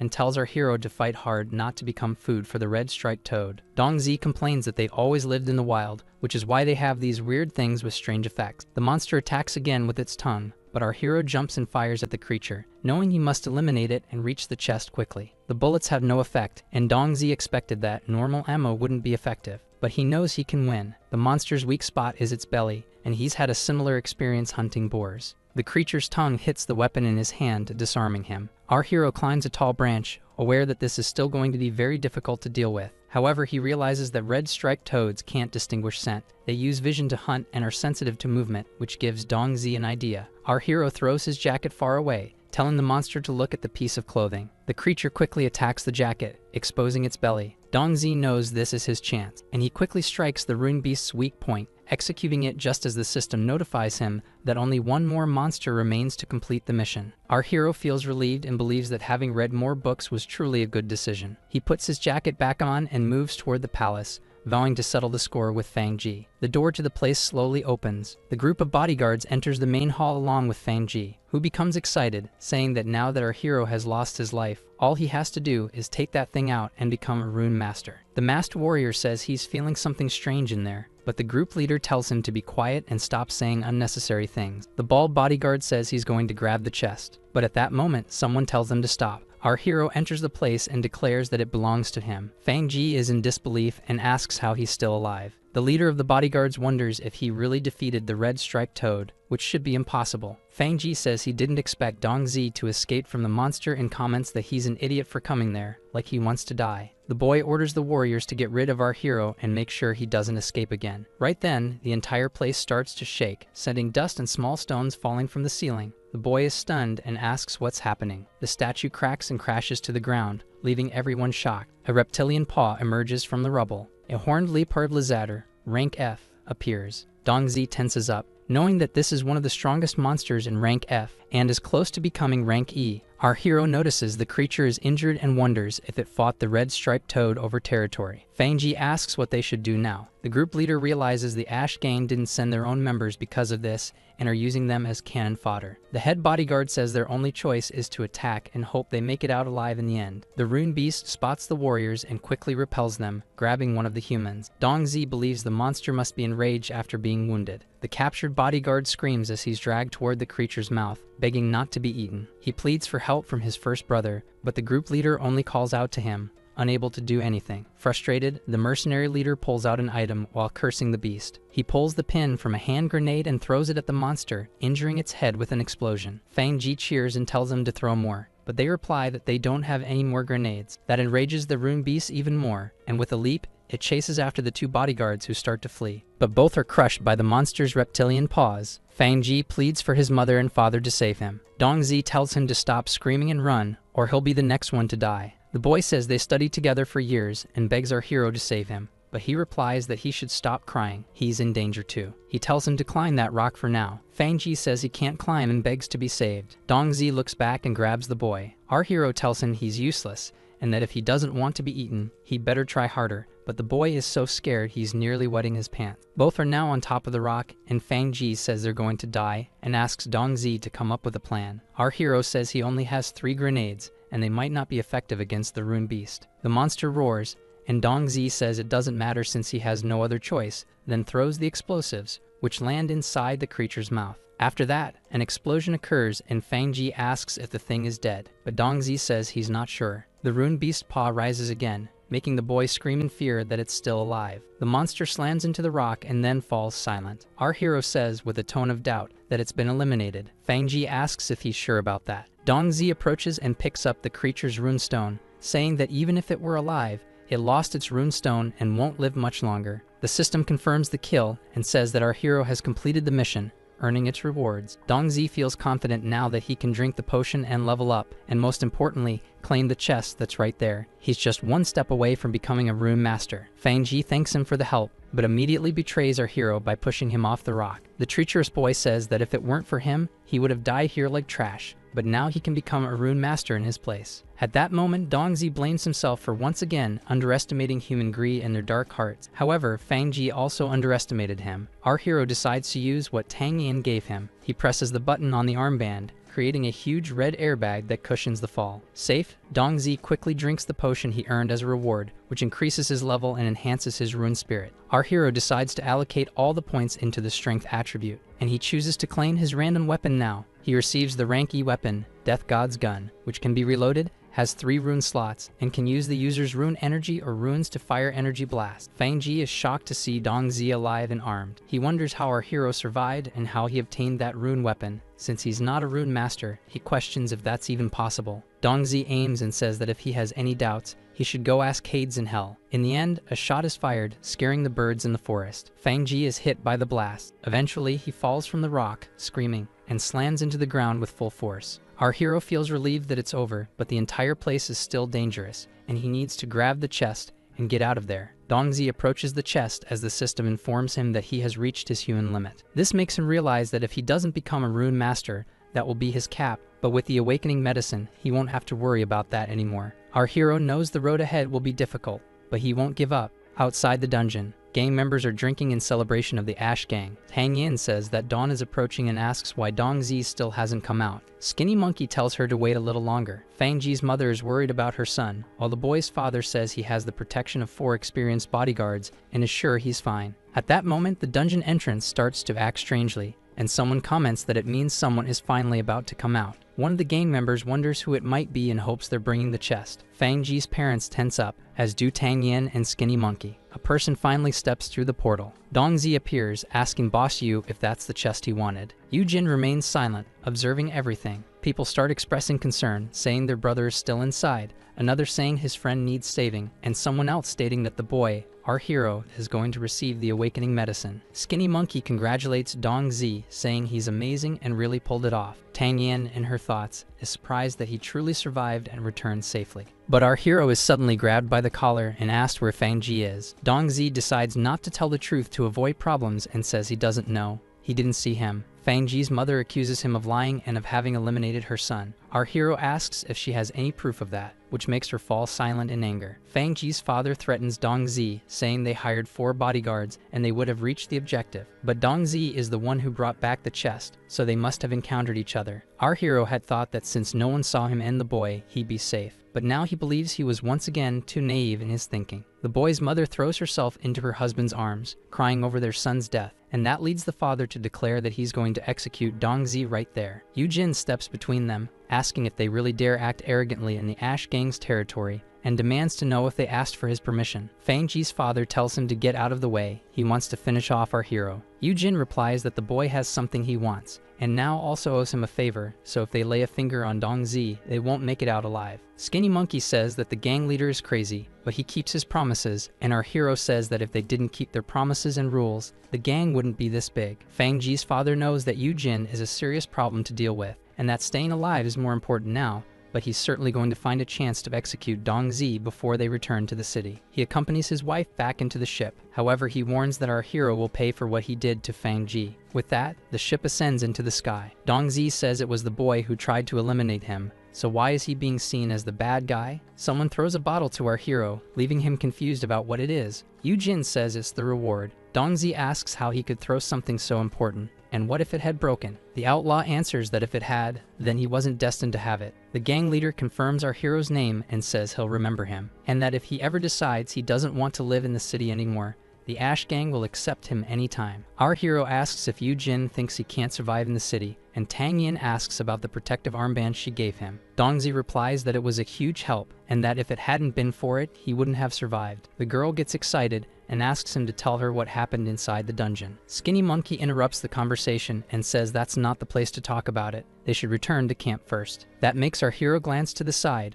where many are eyeing his prize, clearly ready to try and steal the potion. Dongzi says he's right, and it's better they leave first. The group begins heading back toward the small ship. Skinny Monkey tells him to drink the potion now, just in case of an accident, and reminds him it will take time to take effect. Tang Yin agrees and says they can talk more later. Our hero agrees with what they said and knows that Fangji's parents are after him now, so he needs to become a rune master as quickly as possible to protect himself. Dongzi says he'll be in their care in case anything goes wrong. The girl tells him not to worry and says she's sure he'll be fine. Our hero looks at the bottle in his hand, knowing that once he drinks it, he'll either become a rune master or lose his life. But there's no reason to hesitate, and so he drinks the entire awakening potion. He needs to become a rune master. By morning, the ship is still en route. After finishing the awakening potion, the bottle falls to the deck of the ship, and Dongzi starts to feel ill. Tang Yin asks if he's okay. Skinny Monkey says to leave him alone, because the process after taking the potion is painful, and only after going through it will he become a rune master. The girl understands that even though it's so painful, our hero isn't saying a word. He's risking his life to gain something she got easily. That makes her wonder if he wants to become a rune master that badly. Our hero feels as if he's being boiled in scalding oil and buried in a frozen mountain at the same time. But he knows he must endure it if he wants to become a rune master, and he's determined to make it happen. Explosions occur near the ship. Tang Yin screams, asking what just happened. Skinny Monkey tells her to hold on and warns they're under attack. A ship pursues the trio, firing missiles at them. Fang Ji's father says he'll get revenge for his son. With that, he continues firing at the group ahead. Tang Yin says it's that same couple from before. Skinny Monkey curses, realizing they really do want to kill Dong Zi. The girl asks what they can do now. The mercenary replies that they must not disturb our hero and need to try to escape first. He quickly descends the vehicle toward the forest and says their ship is small, so once they enter the forest, they should be able to get away. Fang Ji's mother asks if they really think they can escape so easily, and they quickly fire rune explosion missiles at the group. 2 bombs are launched and then explode just below in the forest. Tang Yin asks if they're insane. If they do that, it could cause a mass attack in the city. The mercenary complains that they can't hide there anymore. He quickly rises back into the sky, escaping possible attacks from rune beasts and the explosions. Fang Ji's father laughs, saying they can't escape anymore now. He quickly opens fire again on the small ship. Skinny Monkey keeps complaining about the situation while dodging the bullets. He says this has gone too far already and tells Tang Yin to switch seats with him and pilot the ship, which catches her by surprise. The mercenary asks if she knows how to fly it. The girl says she got her license 2 years ago, but has never actually flown one before. Skinny Monkey, in a hurry, says they don't have time to argue now and tells her to take the controls immediately. He gives her instructions to fly in a zigzag pattern. If she flies in a straight line, they'll be easy targets, and while she does that, he'll return fire. The girl replies, okay. The mercenary opens fire with a rifle at the enemy ship. The bullets hit the vehicle, but cause no damage. Fang Ji's father says that not even rank E monsters can damage the ship, and that a rank F rune master would do better to give up. Skinny Monkey throws 2 grenades, making Fang Ji's mother yell at her husband to be careful. The bombs explode, blinding them both. This causes her husband to activate voice-controlled autopilot. The couple's ship starts to turn around after that, prompting the mercenary to say that even if they are rank E, they were still defeated by his flash grenades. At that moment, the claws of a bird approach Skinny Monkey from behind, but Tang Yin shouts for him to watch out, making him duck and dodge the attack. He complains that the flash grenades must have attracted that red-tailed gull to them. The monster quickly damages one of the ship's engines. The vehicle's system displays a failure in the left engine, surprising Tang Yin. She quickly reports the issue and says she can't keep the ship stable, and that they're going to crash. She yells for everyone to brace for impact. The ship crashes into several branches, snapping them along the way, until finally it hits the ground and explodes. Fang Ji's father complains about his eyes and asks where that group went, but he notices something ahead that confuses him. The smoke from the explosion among the trees makes him laugh, saying they crashed into the forest. His wife says they should go take a look. Her husband comments that even God wants our hero gone, and today will be his end. The ship is completely destroyed on the forest floor. Skinny Monkey crawls out coughing and asks if Tang Yin is okay. She replies that she is. At that moment, Fang Ji's father approaches, saying they survived, but they shouldn't think they'll make it out alive. His wife asks where Dong Zi is and says she'll take him down with her own hands. The mercenary becomes tense knowing the enemies are rank E. He's no match for the two of them, not to mention that Tang Yin is also there, and it'll be even harder if he has to protect her. A blade swings and nearly hits Fang Ji's father, who's caught off guard, but in fact he receives a cut to the face, leaving him confused. Tang Yin wields 2 pink swords, saying that since they can't run anymore, they'll have to fight them head-on. She reveals herself as a rank E rune swordswoman. Fang Ji's mother asks if that girl is also a rune master, and her husband replies that based on her aura, she seems to be rank E like them. Skinny Monkey asks if it's true and says that if so, he won't have to worry so much about her. The woman grips a spear and says that even if Tang Yin is rank E, she's just a spoiled girl with no combat experience, and it's still 2 against 1. After that, Fang Ji's mother attacks the girl, telling her to blame Dong Zi for her end. Tang Yin dodges the attack with a jump. Meanwhile, the boy's father charges at Skinny Monkey, saying that as soon as they deal with the 2 of them, our hero will be next. The mercenary opens fire with the rifle, saying the guy's too arrogant, and asks if he thinks that's a toy gun. But the mercenary is caught off guard. Fang Ji's father activates his armor and asks if Skinny Monkey really thinks a rank S attacks can damage a rank E armor. This leaves the mercenary stunned to see that rune armor, knowing he couldn't afford one even if he starved for 3 years. The wife of that man activates her own protective gear and says that poor and pathetic mercenaries can't compare to them. Skinny Monkey is surprised by this and knows he needs some distance to use his own weapon, but the woman chases him down, saying she wants to see how long he can keep running. The mercenary realizes that their job in the city must pay well enough to afford those armors, and decides that even if he gets into debt, he's going to buy one too. Tang Yin steps in front of Fang Ji's father and says she will be his opponent. He says she's quite brave, and since she wants to throw her life away, he'll grant her wish. The man activates his rune skill, Whirlwind Slash, knowing that this ability increases his power and attack speed, and that the inexperienced girl definitely can't dodge it. But Tang Yin sees it coming. Fang Ji's father's sword slips from his hand. He feels pain in his wrist and wonders what happened, only to realize the girl is wearing armor and also has a rune embedded in her gear. She activated the skill Rock Solid Stance. The man knows those armors are expensive for a typical rank E, and one with a slot is even more rare, which makes him wonder who she really is. Tang Yin launches a counterattack using the rune skill Sword Rain. The enemy notices the danger and tries to protect himself. He manages to defend, but is pushed back. This makes him realize the girl is stronger than expected. Tang Yin charges forward again for more attacks, but suddenly a grenade appears in front of her, catching her off guard. After the explosion, a strange cloud forms, and the enemy says that a real battle isn't just about using rune skills. The girl starts coughing from the strange powder released by the blast. At that moment, a weapon is fired and hits her directly in the arm, making Tang Yin drop her swords. Fang Ji's father says she's too naive to fight in the wild. The girl curses him for that. She knows that even though the armor protected her, her arm is paralyzed and she can't grip her sword with full strength. Her opponent continues saying that out here is nothing like the city, and this isn't a place for a spoiled rich girl like her. He realizes that once he eliminates her, everything she has will be his. Tang Yin says that she is also a rune master, and that her upbringing has nothing to do with this, to which the man replies that she can then die as a rune master. Skinny Monkey shouts her name, worried for her life. Fang Ji's father bids her farewell with a smile. The sound of a gunshot echoes through the area, and Tang Yin closes her eyes, expecting her end. But nothing happens, and she opens her eyes confused. That man has been shot in the arm, and he asks who did it and how. At that moment, a voice says, "Your fight is with me." Dong Zi has awakened and is now a rank F rune master. Tang Yin gets excited and asks if he really did it. Skinny Monkey asks where the kid got that rune rifle from. Our hero apologizes for dragging the two of them into his problems. That makes the mercenary laugh and tell him not to worry,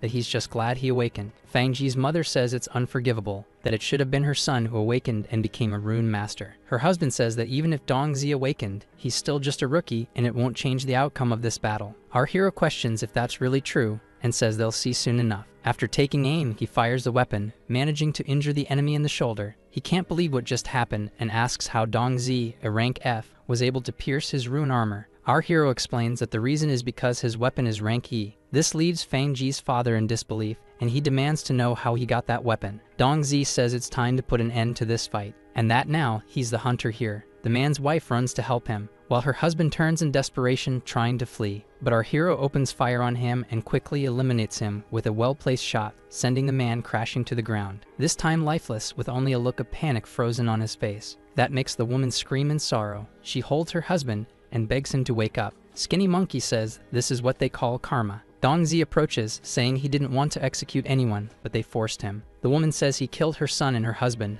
calling him a demon. Tang Yin retorts, saying they were the ones who bullied our hero and hunted him down, and now they still blame him for everything. Dong Zi says there's no need to argue with her, they only care about gains and losses, not about what's right or wrong. That makes the girl say she hates rune masters like them. Skinny Monkey smiles, seeing that our hero is different. He just awakened and is already capable of eliminating rank E opponents, and that he's a natural-born sniper, and his weapon doesn't seem like an ordinary rune weapon. That makes the mercenary realize his own weapon is the weakest one. Fang Ji's mother, furious, says she won't let him rest even if she becomes a ghost. Skinny Monkey asks if she, even being rank E, really thinks she can escape the three of them. That makes her even more enraged. At that moment, an arrow with something attached to it lands on the ground. The three are startled by it, but then hear a beep. Dong Zi shouts for them to run. A massive explosion occurs, throwing Skinny Monkey far away while our hero grabs Tang Yin to protect her. He lands on top of her, making her flustered. Tang Yin calls him stupid and says she's rank E and wearing rune armor, so the explosion wouldn't have harmed her. Our hero apologizes, saying he acted without thinking. After the blast, Fang Ji's mother is left coughing, and Skinny Monkey says he was careless and didn't expect anyone else to be there. People approach, saying they were blown far away and had to search for them for a long time. Tang Yin complains upon seeing it's the people from outside the dungeon. Dong Zi comments that they must be there for his awakening medicine. The men ask where the medicine is and demand it be handed over. Another says that if they don't give it up,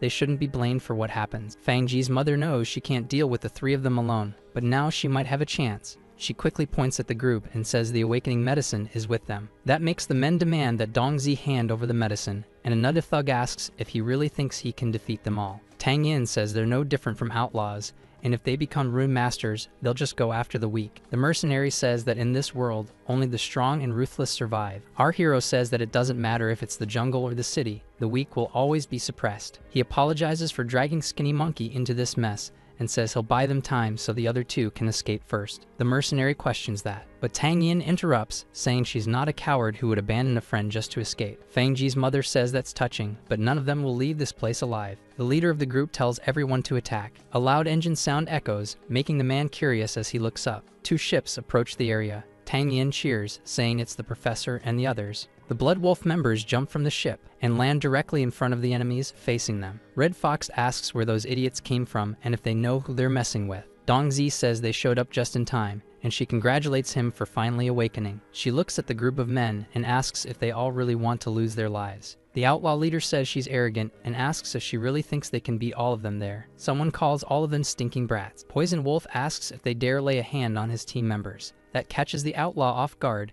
and he realizes they've run into someone dangerous. He doesn't want to provoke him, as they're famous and stronger than the city's rune masters. But one man asks what he's afraid of, since they have more people. The mercenary leader points his sword at the thugs and says he'll count to 5, and they better be gone from his sight. The thugs wait for a decision while their leader stares silently at one of them. Fang Ji's mother screams, saying she'll pay 1 million and a rune armor to whoever executes Dongzi. That stuns the bald bandit with the size of the reward, and his subordinate is in disbelief, asking who that woman even is. Our hero, Skinny Monkey, and Tang Yin are left speechless in that moment. In the end, he says he can still fight and wants to help them. Red Fox tells him to relax, that they don't need to do anything. Someone else is going to take care of them. The sound of engines echoes through the skies, catching Dongzi's attention. Several yellow ships appear in the sky. This surprises and confuses our hero, who wonders who they are. A weapon system locks onto 4 different targets from that group of bandits. The outlaw leader says they're being targeted, and his subordinate asks what's going on, and if those people came to start a war. Fang Ji's mother knows that system could easily blow up a rank A rune beast,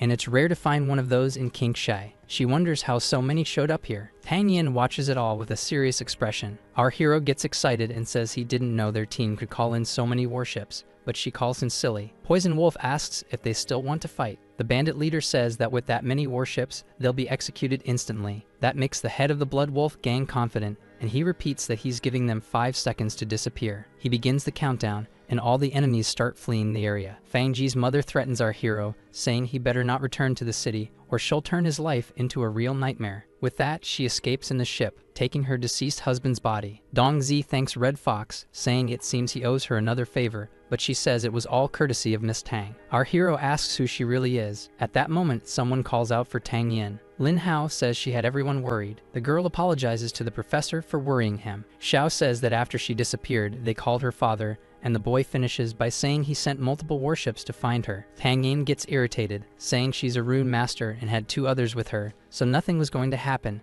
and that her father always exaggerates things. Lin Hao says this is different, and that you can't compare her life to theirs because she is. Before he can finish, the girl tells him to shut up. Our hero wonders if those warships were actually sent to rescue Tang Yin. He thought she was just from a rich family, but her identity is far more special. Poison Wolf calls out for Dongzi to come to him. He replies that he's coming. One of the ships approaches, and from it steps someone who calls for the young lady. Zhang Feng, a rank A rune master and rune swordsman, says she caused a lot of trouble this time. Tang Yin says she didn't and tries to explain, but the soldier says he understands she wants to experience the life of a rune master, but the wild is far too dangerous for her, and that it would be better if she graduated first. The girl says she knows that and asks him if he thinks she's okay. Zhang Feng lets out a tired sigh. He tells Professor Xiao that Tang Yin's situation has already reached Lord Tang, and he's very angry with him. Lin Hao asks if that's true. Xiao immediately says that it is his fault, and that as soon as they return to Ye Jing, he'll hand in his resignation letter. Tang Yin says the professor isn't to blame for anything, and that it was Shiwo. But Zhang Feng interrupts her, saying it doesn't matter. Someone needs to be held responsible,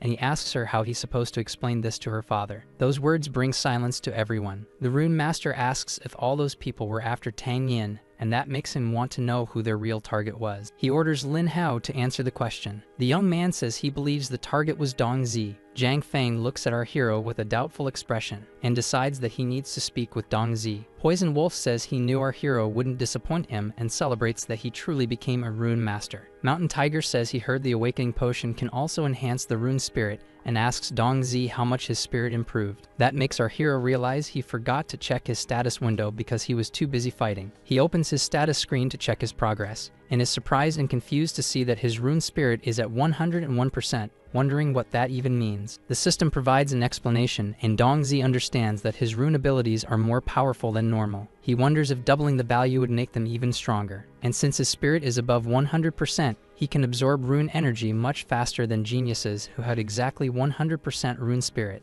This makes him realize that it means he went from being trash to someone better than the geniuses. Red Fox calls out to Dongzi, who's lost in a dream world, and asks if he became stupid, and if that's a side effect of the awakening medicine. He finally snaps out of his daydream and apologizes, saying he's just not used to being a rune master yet. Poison Wolf says that the difference between a normal person and a rune master isn't that big in terms of compatibility, and now he has more responsibilities and duties. Our hero says he understands that, and that it's not just a noble title, but the final line of defense for humanity. That makes Jiang Feng say he's pretty sharp, but then he asks how strong Dongzi really is. Dongzi turns and asks who he is. Skinny Monkey saw the man step out of the warship and knows he seems strong. Jiang Feng introduces himself as a rank A rune master, a member of the Beijing Rune Master Guild Union, and a special advisor to the Tang family. Poison Wolf realizes that with all of that, this man isn't someone ordinary. And if he's not ordinary, then Tang Yin's identity must be just as complicated. When they discovered her disappearance, Xiao contacted her family, and within moments, 10 expensive warships flew over the area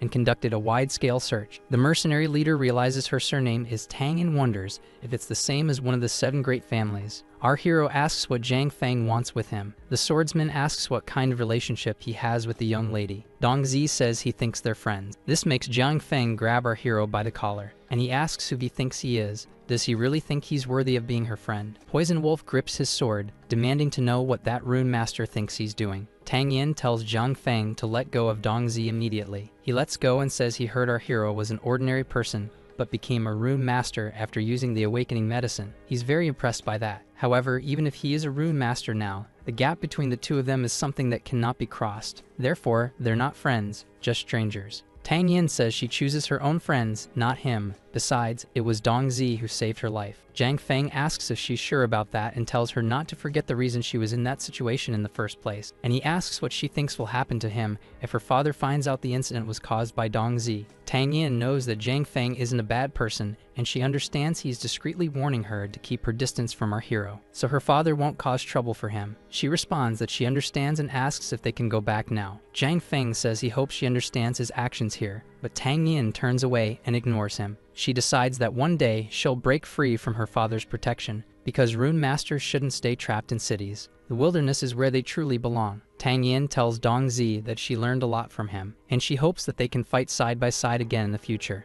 Our hero had hoped for a more peaceful life upon becoming a rune master, but it seems their world is far more complicated. If you're not strong enough, then you're not even qualified to be someone's friend, and he'll continue to be looked down upon by stronger rune masters. The warships take off and leave. Dongzi is determined not to be looked down on again, and now that he's a unique master and has the system's help, it's only a matter of time before he becomes powerful. Red Fox tells him he can stop staring at the place now, because they've all already left. The mercenary asks when he and that girl became so close, but Dongzi looks confused by the question. Red Fox says he doesn't need to hide it and can just tell her when it was that he fell in love with Tang Yin. Our hero asks if she's talking about him. Skinny Monkey says he was looking at her and then just stared into space after she left, and even he can say that Dongzi is in love with her, but Dongzi says he was thinking about something else. Our hero goes back to being deep in thought, while the ships speed above the forest. Tang Yin looks out the window, hoping she'll get to see our hero again in the future. Poison Fang asks the professor if he'll continue his research. Xiao replies that of course he will. The leader of the mercenaries says they now have a new member, but he doesn't need to worry, they won't charge anything extra. Poison Wolf approaches our hero and congratulates him on becoming a rune master, and he welcomes him to his mercenary group.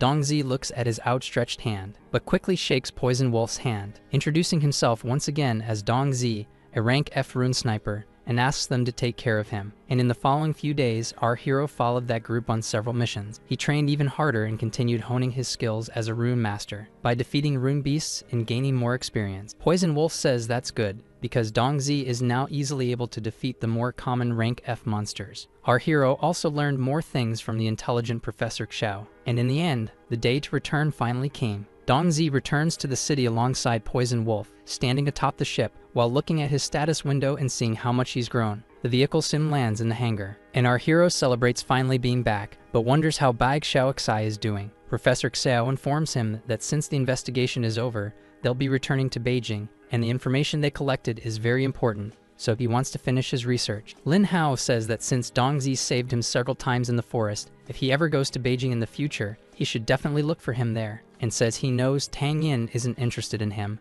so he'll help him however he can, but our hero says there's no need because they're just friends. However, the boy tells him not to get too excited because her identity is special and she has many admirers, even he can't make the top 10 among them. Lin Hao tells our hero to work hard, or like Zhang Feng said, he won't even be qualified to be her friend. 3 days later, Jingdu, Sky Sun area, in the bathroom of the Grand Mansion, Tang Yin takes a shower. After finishing, she grabs a towel nearby to dry herself. After that, she drinks tea while looking out the window, realizing that city life is very comfortable, but still wondering why she keeps thinking about those few days in the wild. Tang Yin clearly remembers the moments with Dong Zi during the dangerous battle they faced. To her, that is a true stage of a rune master. At that moment, someone knocks on her bedroom door. Tang Yin gets up and says she's coming. She opens the door, revealing an old butler who says a message has just arrived for her. The young lady says she hasn't even taken the entrance exam yet. The butler replies that she's Miss Tang from one of the 7 great families. Of course, she doesn't need to take the exam. Her father already arranged everything for her. The 7 great families, a powerful force that holds the authority and influence of the current union. They use the union's technology and medical knowledge to create all kinds of advanced abilities. When the Rune era began, they led humanity. They are called the pioneering families. Tang Yin is the only daughter of the Tang family's leader, Tang Tangsing. The young woman throws the admission letter to the floor, surprising the butler, who doesn't understand what she's doing. Tang Yin quickly slams the door in the old servant's face. She asks how they've already arranged everything, and why they even bother notifying her. The butler says her father did it because that's the best university, and since she'll obviously get in, he didn't want to waste time on meaningless things. Tang Yin gets irritated by this because to her, proving herself is important. The girl throws herself onto the bed, realizing that she and Dong Zi are from different worlds, where he had to risk his life to become a rune master. For her it was easy. But on the other hand, he can choose the life he wants. She can't. Tang Yin wishes she could go back to Qingxi again. At the park in Qingxi, Bai Xiaoxai asks our hero to tell her what happened in the dungeon, and especially how he defeated the Red Striped Toad. Dongzi asks if he hasn't already told that story like 20 times, and whether she's not tired of hearing the same thing, but she says no, and that she wants to hear it again. Our hero asks if anything special happened while he was gone, and Bai Xiaoxai asks if he means the fact that she can control rune beasts. Dongzi knows that only those born with 100% rune spirit can become tamers, but she hasn't tested her spirit yet. If she turns out to be one, her future will be bright. Bai Xiaoxai says nothing happened except for one thing, which makes Dongzi curious. She says, a bit embarrassed, that her stomach is always growling. Our hero says that's because she's hungry, and laughing, she comments that she's been eating a lot lately. Dongzi knows that ever since he became a rune master, he's also been eating more than usual. That makes him wonder if Bai Xiaoxai has already awakened as a tamer, and if that's why she needs more energy. At that moment, Dongzi's phone rings. Poison Wolf says that Big Bull already sold the runes they obtained for money, and his share has been transferred to his bank account. He checks his balance on his phone and is shocked by the amount, more than 80,000. The mercenary leader says that the marble bull they sold earlier went for 2 million. Our hero realizes that before becoming a rune master, he had to take risks to earn very little, but now in just a few days, he's made more than he used to in a whole year. Poison Wolf says that they usually spend the money to have fun, but since Dongzi just joined, he should buy equipment, and Dongzi replies that he understands. The mercenary leader also says he can treat his friends to a good meal, which makes our hero think that celebrating with friends is a good idea. Dongzi asks Bai Xiaoxai if she wants to go eat seafood. The girl asks if he sold his body for money, and that makes her brother ask what kind of nonsense she's saying now. He says that he's a rune master now and got the money by selling the rune stones from the monsters she defeated. At a restaurant called Golden Glory, Bai Xiaoxai devours a chicken drumstick. She's already eaten way more than everyone else combined. Feng Ru comments that it's a high-class restaurant and asks if that meal must be expensive. Dongzi says that he's paying so they can eat as much as they want. And Zhou Zixian says that since our hero made a lot of money, they don't need to hold back. Our hero says that this is to celebrate the fact that the 3 of them became rune masters. The 4 of them clink glasses in celebration. Zhao Zixian says she's jealous that he's already been to the jungle, while Feng Ru gets excited just thinking about how rich he'll be in the future. Our hero says that since they've awakened, their next step is to take the entrance exam and asks if they've decided which university to attend. The young swordsman says that based on the union rankings, Judao is the best, followed by Lightning Military School, and then Nandu University. But he doesn't have high hopes of getting into the top ones, and is more interested in rune beast research, so he's going to try for one of the academic universities. Dongzi jokingly says that he made a wise choice since he doubts his combat abilities. Once he goes into the jungle, he'll become monster food. Zhao Xixin replies that she's decided to go to the Lightning Military School, and that her father is a retired soldier and also supports her choice to join that school. Bai Xiaokai asks, very excited, which university her brother is going to attend. The three fall silent at that. Zhao Xixin explains that Dongzi was expelled and so he can't take any admission exams and can't go to any university, which makes the girls sad. Bai Xiaokai asks why. Why can't he go to university? Feng Ru explains that in this era, available resources are limited and every university slot is extremely valuable.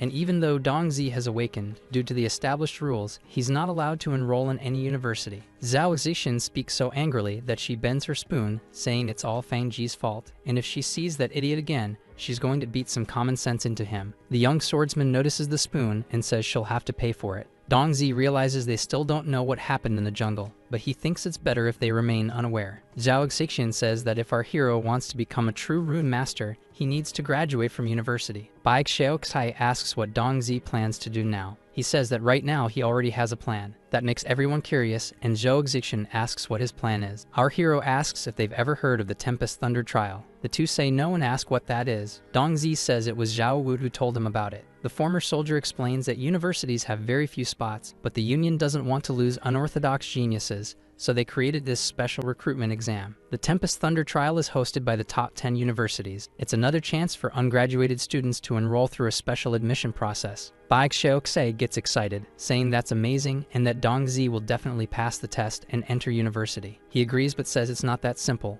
Participants must survive 3 days on the island and must eliminate opponents or monsters to earn points. People from the top universities will observe everything and score everyone, and those with the highest scores will become special students. Tempest Thunder Island used to be a tourist spot, but it was destroyed by monsters, and the local magnetic field became distorted, creating constant lightning storms in the area. Because of that, aside from other participants and rune beasts, one also has to watch out for the falling lightning. It's truly a place filled with danger. Surviving there for 3 days is already a tough task, and becoming one of the top participants is even harder. Feng Ru puts his hands on his head and says that this test isn't an exam. It sounds worse than going into the jungle. Zhao Xixin asks if he's already signed up, and our hero answers that Poison Wolf and Zhao Wu signed him up, and the test happens on the same day as their admission exam. Bai Xiaokai says she's scared and doesn't want Dongzi to lose his life on Tempest Thunder Island. Our hero tells her not to worry because participants will receive life-saving capsules, and when they take critical damage, the capsules activate and rescue them. Zhao Xixin says she knows she can't change his mind now, so all she can do is wish him good luck. Dongzi thanks her for that, and the two clink their glasses.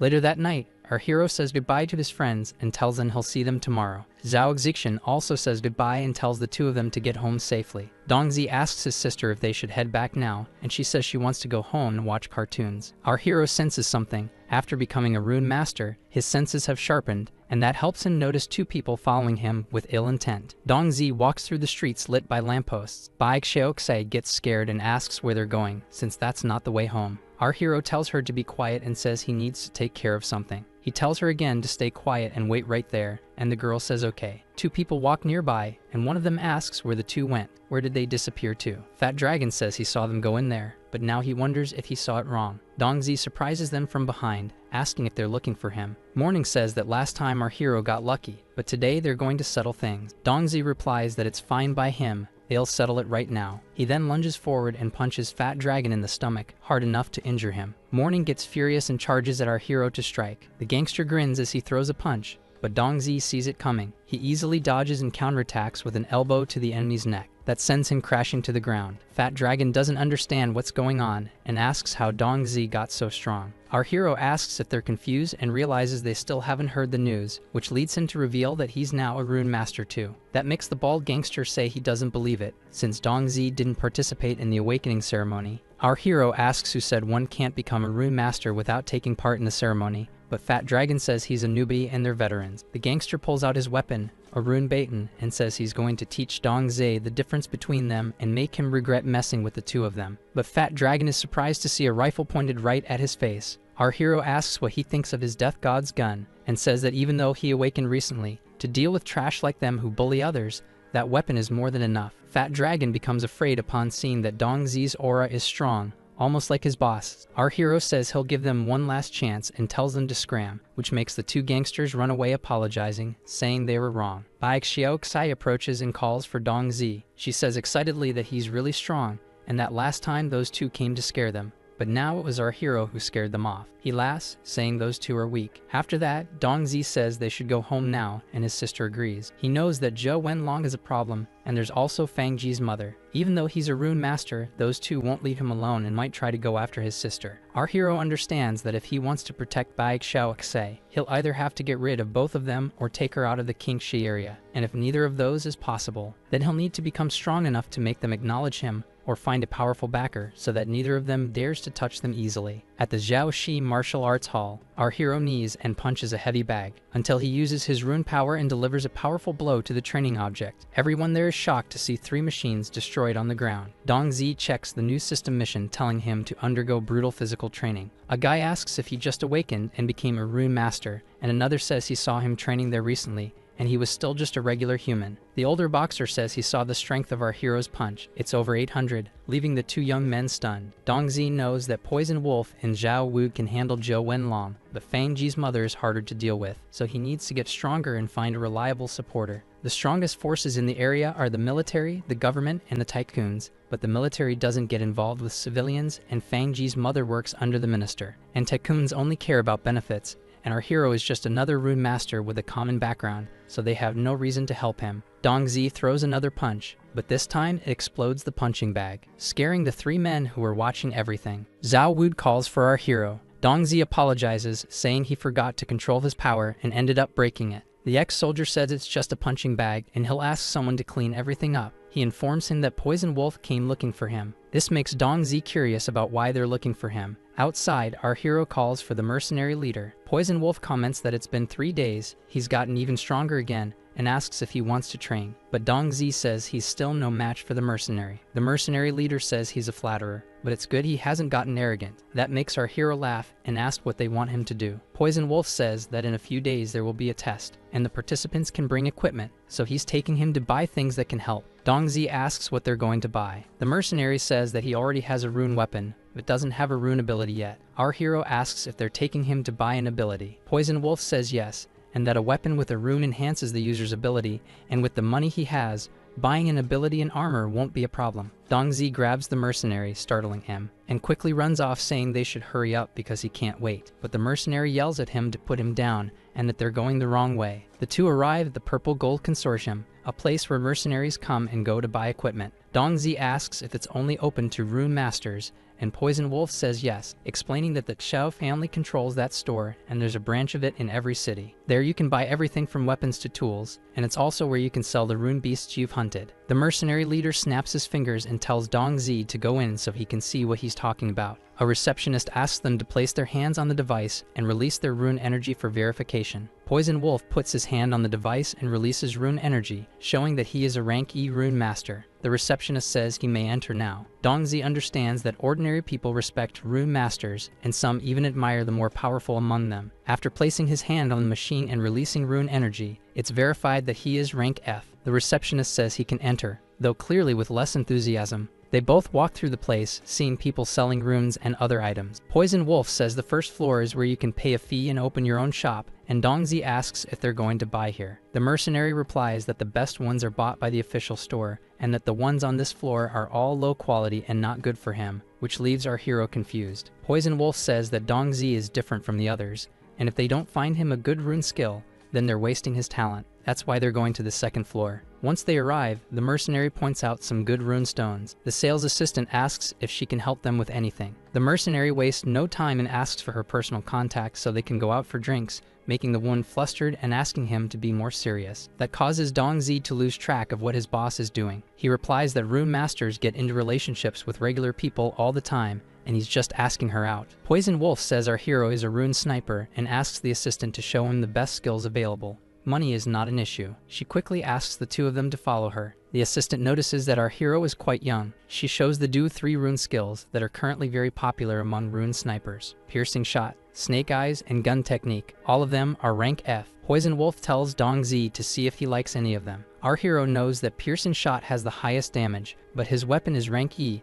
so its damage is already high. Gun technique is more for survival and not that good for a sniper. But Snake Eyes is very good, and Red Fox has it too. Dongzi says he liked that ability, and Poison Wolf comments that it's a good choice. The assistant says it costs 130,000, which surprises our hero since it's so expensive. The mercenary leader pulls out a card and says he'll pay with it. Dongzi says he can't accept it, but Poison Wolf replies that they're family, and if he doesn't feel good about it, he can pay him back when he gets rich. The mercenary says the test won't be easy, so it's better to be in his best shape, and that ability will help him. Our hero thanks him and says he understands. The assistant hands over the rune and says that the Purple Gold Consortium wishes for his path to be smooth and that he achieves his goal. Poison Wolf knows those were just sweet words, but no discount was given. Our hero feels more confident now with that rune ability. At that moment, Poison Wolf says since they finished their business, he asks the assistant if she wants to go for drinks, but the assistant says she can't because her boss is about to arrive. The mercenary says that if it's her boss, then it must be the local manager and wonders if he remembers correctly that she's a classy lady named Xiao Qi Quink. Right then, the saleswoman welcomes Manager Xiao. That makes our hero turn around in surprise. Poison Wolf cheerfully greets Manager Xiao. She says if he wants to drink, he should go to the bar and stop bothering her employee. But he asks if there's a rule that forbids employees from going out with customers, because he just wants to get to know the woman better. Dongzi thinks he's shameless. The manager says it's good that he's serious, because she's very protective of her employees and she won't tolerate it if he's just playing with the sales girl's feelings. Poison Wolf complains that she really knows how to ruin someone's mood, which was expected from the rose with thorns. Xiao Qi looks at our hero and thinks he's a student, but instead of studying, he's following the mercenary chasing after girls and assumes the two are just alike. The manager says she's attending to a VIP client on the 3rd floor and asks the sales girl to prepare a good tea for them. The woman replies that she will. She climbs the stairs, leaving the do behind. Dongzi says it seems like Manager Xiao has a rather unusual identity. Poison Wolf says if he wants to know, he can tell him more. The Xiao family is the wealthiest among the 7 pioneer families, and that Xiao Qi is the illegitimate daughter of the 2nd master of the family. She lived her whole life with her mother, and after her mother passed away 3 years ago, she finally found her father and became a member of the Xiao family. But they didn't want to recognize or accept her, so they sent her to Qingshi as a store manager, though in truth, she was exiled from the family. However, she is smart and cunning, and before she arrived, the store had a lot of problems with bandit attacks, but she spent a lot of money making the transport routes safe again. Many tried to find different ways to handle the situation, but she was bold enough to clean out the criminal elements and turn that into profit. Poison Wolf says that just by looking at her, you can tell she's not someone to mess with. Dongzi realizes she's someone successful who doesn't care about the minister or the black market. If he can gain her support, he won't have to worry about his enemies. The mercenary says he doesn't like that type of woman and prefers cute and gentle ones, and our hero asks him not to cause any trouble because he doesn't want to get kicked out. Poison Wolf asks what he's talking about and says if he doesn't start paying attention now, he'll never know when his love story might begin, and says that either way, he's going to look for a pretty girl and Dongzi can look around too. This leaves our hero confused. It makes him realize the mercenary is very energetic, while Zhao Wu is solely focused on his daughter. Many people walk through the store using the escalators. Someone catches Dongzi's attention. He believes that person looks familiar, and is being escorted by Xiao Qi security guards. In Manager Xiao's office, someone serves a cup of tea, but the sales girl from earlier is suddenly grabbed by the hooded man, startling her. Xiao Qi slams the table, annoyed, and tells Yujin to be careful with his actions. He's not in the lawless forest anymore, but in the city. The attendant runs off, embarrassed after being released. The man complains that the city has too many unnecessary rules and that the wild is much freer. He finally removes the cloak covering his face and says that out there no one is judged and everything depends on one's strength. But the manager says that out there is also merciless and the smallest mistake can cost you your life. Yujin replies that she's right and asks why she called him there today. Xiao Qi says she wants to do business with him and asks him to look at something. She uses a remote control to turn it on. A holographic map appears and she says they've already cleared the transport routes in the area and only one that leads to Wrong City is still blocked by the Ash Gang. Yujin asks, so what? The manager says she wants him to let the people from the Purple Gold Consortium use that route for transport. The outlaw slams the table and angrily asks if she wants him to abandon the route that his gang depends on to survive, and if she expects him and his brothers to starve. Xiao Qi replies no, and says they'll pay a certain fee to the gang, and that way he won't be at a loss either. Yujin asks if she thinks she can buy him with money, and says he doesn't give a damn about that fee. The manager knows he's irrational, but Wrong is one of the main cities in the district, and if she can't open the route, she'll continue to be looked down on by her family. She then asks what he wants, and as long as it's within her reach, the store will do its best to meet his demands. Yujin says he only needs her to do one thing. If she's capable, she should make Jean kneel and bow 3 times to him. Shao Qi-Xing asks if he's being serious, saying she doesn't have the authority to command the minister. Yu-Jin stands up and says that in that case, they're done here. One of the guards orders him to stop and says she hasn't allowed him to leave yet. Yu-Jin asks if that's so and throws a powerful punch at the guard's face, breaking his glasses and knocking him to the ground. The outlaw pulls out his weapon and points it at the man, asking if he really thinks a weak piece of trash like him can stop him. The manager tells him to let Yu-Jin go. The guards follow her command, making the outlaw laugh in contempt. In the end, he leaves the office, and the manager becomes certain that he's a lunatic. There are rumors that he used to work for Minister Zhang in the past, but the minister beat his sister until she lost her life. And in retaliation, Yu-Jin took the life of the politician's wife. After that, he fled to the jungle and gathered the bandits there to form the Ash Gang. And even though she is from the Chao family, her influence is on the same level as the minister's, so she has no authority to command him. Something catches the manager's attention. She notices Yu-Jin with Dong Zi and wonders if that's the same young man who was with Poison Wolf earlier. This makes her question what connection he has with the outlaw. Our hero is looking at a rune on display, and at that moment, a hand reaches out and grabs him. Dong Zi wonders if someone really dares to attack him inside that place. Yu-Jin says that it really is him, and that he thought our hero had lost his life that day. Dong Zi asks if it's really Boss Yu, and the outlaw confirms that it is indeed him. Our hero asks why he's in the city,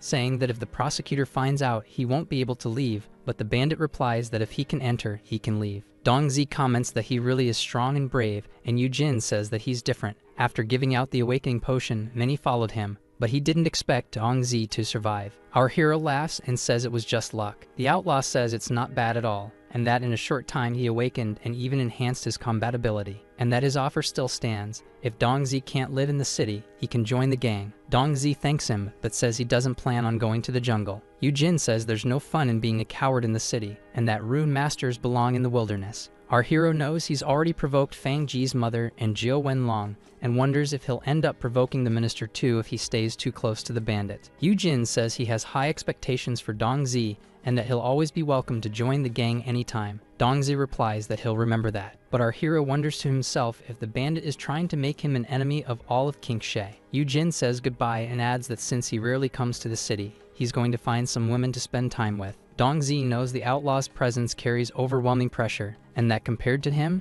he's still too weak and could be executed with a single blow. Our hero decides to avoid hanging around with the bandit, since his sister is still young, and he can't take her to live in the jungle. At that moment, Shao Qi-Xing appears and asks Dong Zi for his name. Our hero wonders why she's looking for him. The manager asks for his name again, and he replies that his name is Dong Zi. She asks if he's a rune master and says he doesn't look strong. Our hero asks what she wants. Shao Qi-Xing asks our hero to follow her, and she takes him to her office. Dong Zi feels out of place and realizes that the room is bigger than his house, which is exactly what one would expect from the Purple Gold Consortium. The sales assistant says the manager asked her to prepare tea for him. She offers him some, and our hero thanks her. He takes a sip, and the manager says that tea is made from leaves taken from a place with rank C rune beasts, which makes it expensive. Just 1 cup costs around 10,000. That catches him off guard, enough for him to spit out the tea while asking if it's really that expensive. Shao Qi-Xing says he just spat out 3,000 Union coins, which leaves Dong Zi speechless. Our hero says he can't afford to drink her tea,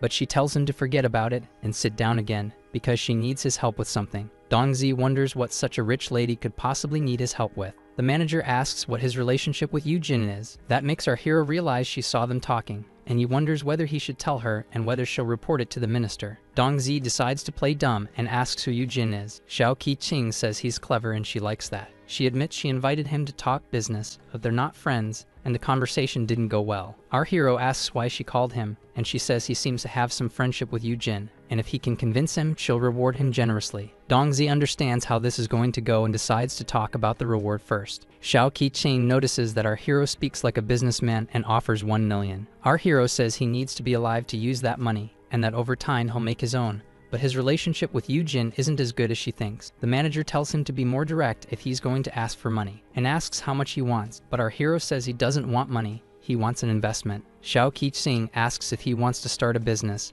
and that won't be a problem. He can choose any shop in the building and they'll give him 10 years rent-free. Dong Zi says he doesn't want a business investment, but one in himself. That makes the manager ask what he means by that. Our hero says he just awakened and has a limitless future, but he has no backing, which means there will be many challenges and obstacles along the way. But if Manager Xiao is willing to support him, then he will become a powerful rune master in the future and will return the favor. And of course, he'll start by helping her convince Yu-jin, but he can't promise success. Xiao Qi-ching says it would be much better if she just paid him 1 million, and asks why she should invest in his future. Does he think she's short on specialists? Dongzi says her best bodyguard is rank D, and in King Shai that's not bad, but he asks if people like that mean much in the Chow family, which surprises her. He says that since she's being honest, he'll reveal that after taking the awakening medicine, he has maximum spirit, and with support, his future will go far beyond rank D. And if that weren't true, he asks her how she thinks someone like Yu-jin treats him so well. Xiao Qi-ching falls into thought, and if it's all true, Dongzi could become a rank S, and she knows he wouldn't dare lie because a simple test would reveal it. The manager accepts the idea and asks how he wants her to help. He says he has 3 requests. First, help him with everything related to university, but he'll cover his daily expenses. Second, give his sister the best treatment in school. Xiao Qi-ching says that's not a problem. Dongzi says lastly, he's provoked 2 powerful people, and if she can help him with that, he'll speak to Yu-jin right away. The manager asks who it is that he provoked. Our hero replies that it was the boss of the Black Fist Hall from the underworld, Jiao Wenlong, and the minister's assistant, Song Fang. Xiao Qi-ching repeats the 2 names, asking if it's really those 2. She sits back in her chair and says that won't be a problem, but asks how exactly our hero provoked them. Dongzi says that he unintentionally caused trouble for Jiao Wenlong's business, but the issue with Song Fang is irreconcilable. Several days ago, her whole family wanted him dead, and he ended up taking her husband's life. She says that in fights between rune masters, that's normal, but if that had been reported, the prosecutor would have already come for him, and since that hasn't happened, she didn't report it. The manager asks if our hero understands what that means, and he replies that Song Fang wants revenge by her own means. She says she'll handle them, but that he needs to help her first. Dongzi says he'll talk to Yu-jin, but warns that he doesn't know if he'll be able to convince him. She smiles and tosses a phone to our hero, telling him to call the bandit now, and if he refuses, she'll have to reconsider their cooperation. Dongzi knows that even if Yu-jin treats him well, this is a matter that affects his own interests, and he has no idea how he'll respond. Our hero has no choice but to try now, so he calls the outlaw. Yu-jin answers the phone and asks what Xiao Qi-ching wants this time. Dongzi says it's him on the line. This makes the outlaw ask why he's using Boss Xiao's number to talk to him. Yu-jin tells him not to say he's become her toy, but our hero says no and asks him to stop joking around. Dongzi says he was hoping Yu-jin would agree to work with the manager as a personal favor. That makes the outlaw think for a moment, and then he says he's willing to cooperate with her. Our hero asks if that's true, and Xiao Qi-ching becomes curious. Yu-jin says he looked into him and found out he executed the minister's subordinate,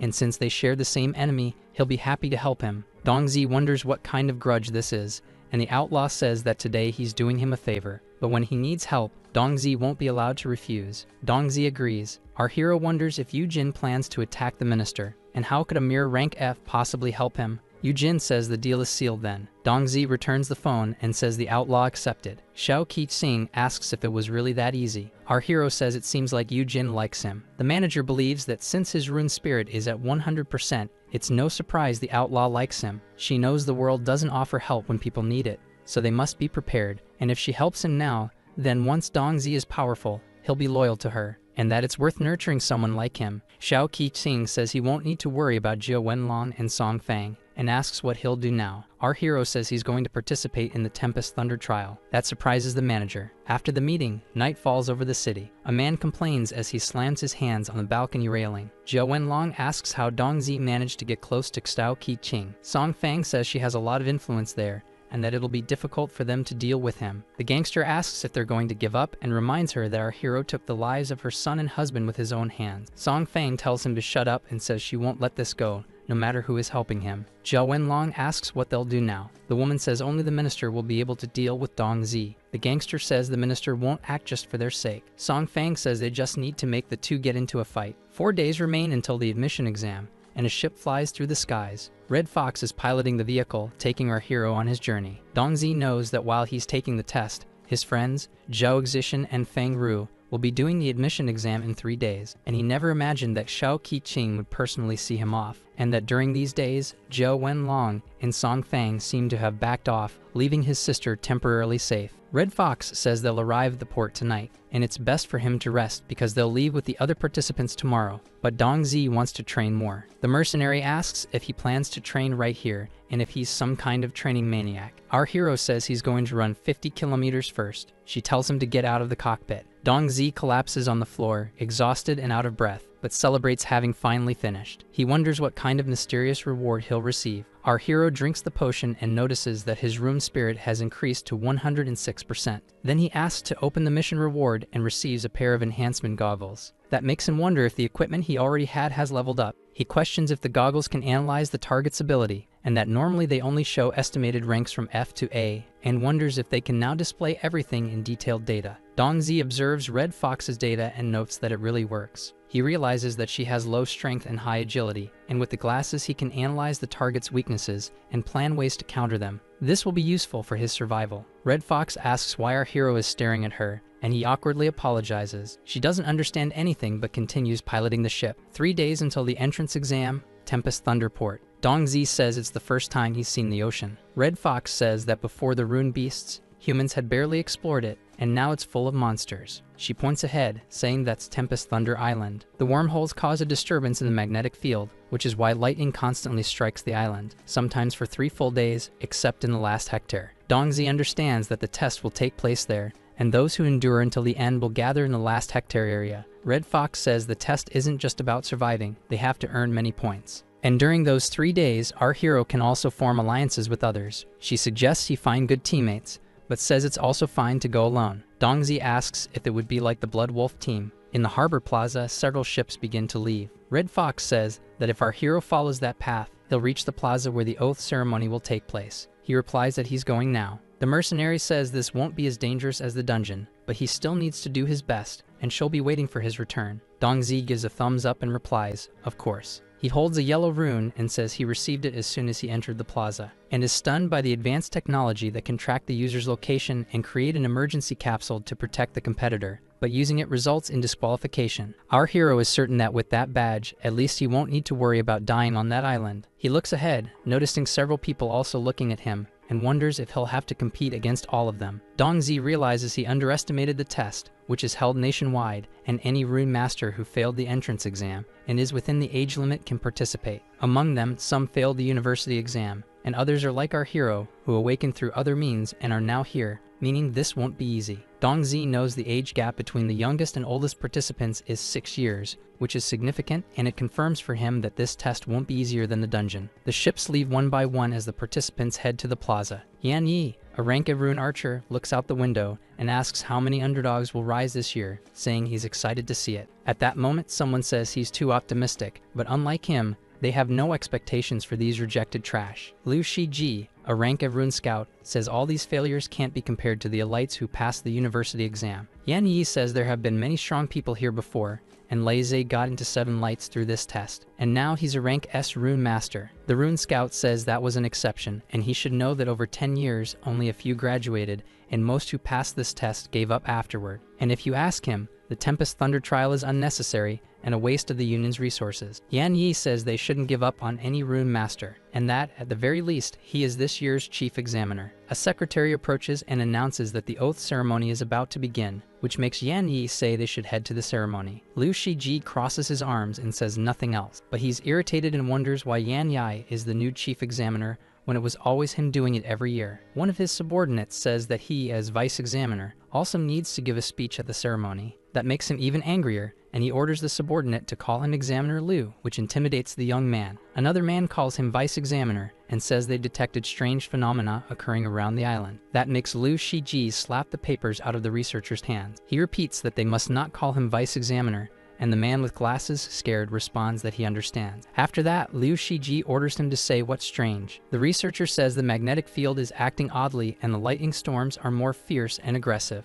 But the rune scout asks what's so strange about that, since it's always been like that. But he's told this time is different, and everyone thinks it would be better to postpone the test. Liu Shiji asks if he's joking, expecting him to waste more of his precious time with those failures. He turns around and orders them to proceed with the test as planned. The researcher simply says yes. The arcane scout stops and looks at several security screens showing all the competitors in different areas. To him, all that trash is just a waste of his time. He wishes this stupid test would be cancelled. As night falls, several ships cast lights on the participants in the plaza, and from one of them a voice announces that the oath ceremony is about to begin and asks everyone to remain quiet. Dongzi notices the announcement wasn't made using a microphone, but just the voice alone, making him realize the examiner used rune energy to amplify his voice. The ship door opens and Yan Yi appears, jumping down from the ship, surprising everyone. He finally lands in the center of the plaza. People comment that he didn't get a single scratch after jumping from that height and that they heard he's an A-rank examiner, and another young man says he's just like his minister. Yan Yi welcomes everyone to the Tempest Thunder trial and introduces himself as their examiner. He reveals a powerful aura in the shape of a beast. Our hero thinks he's strong, just as expected from an A rank.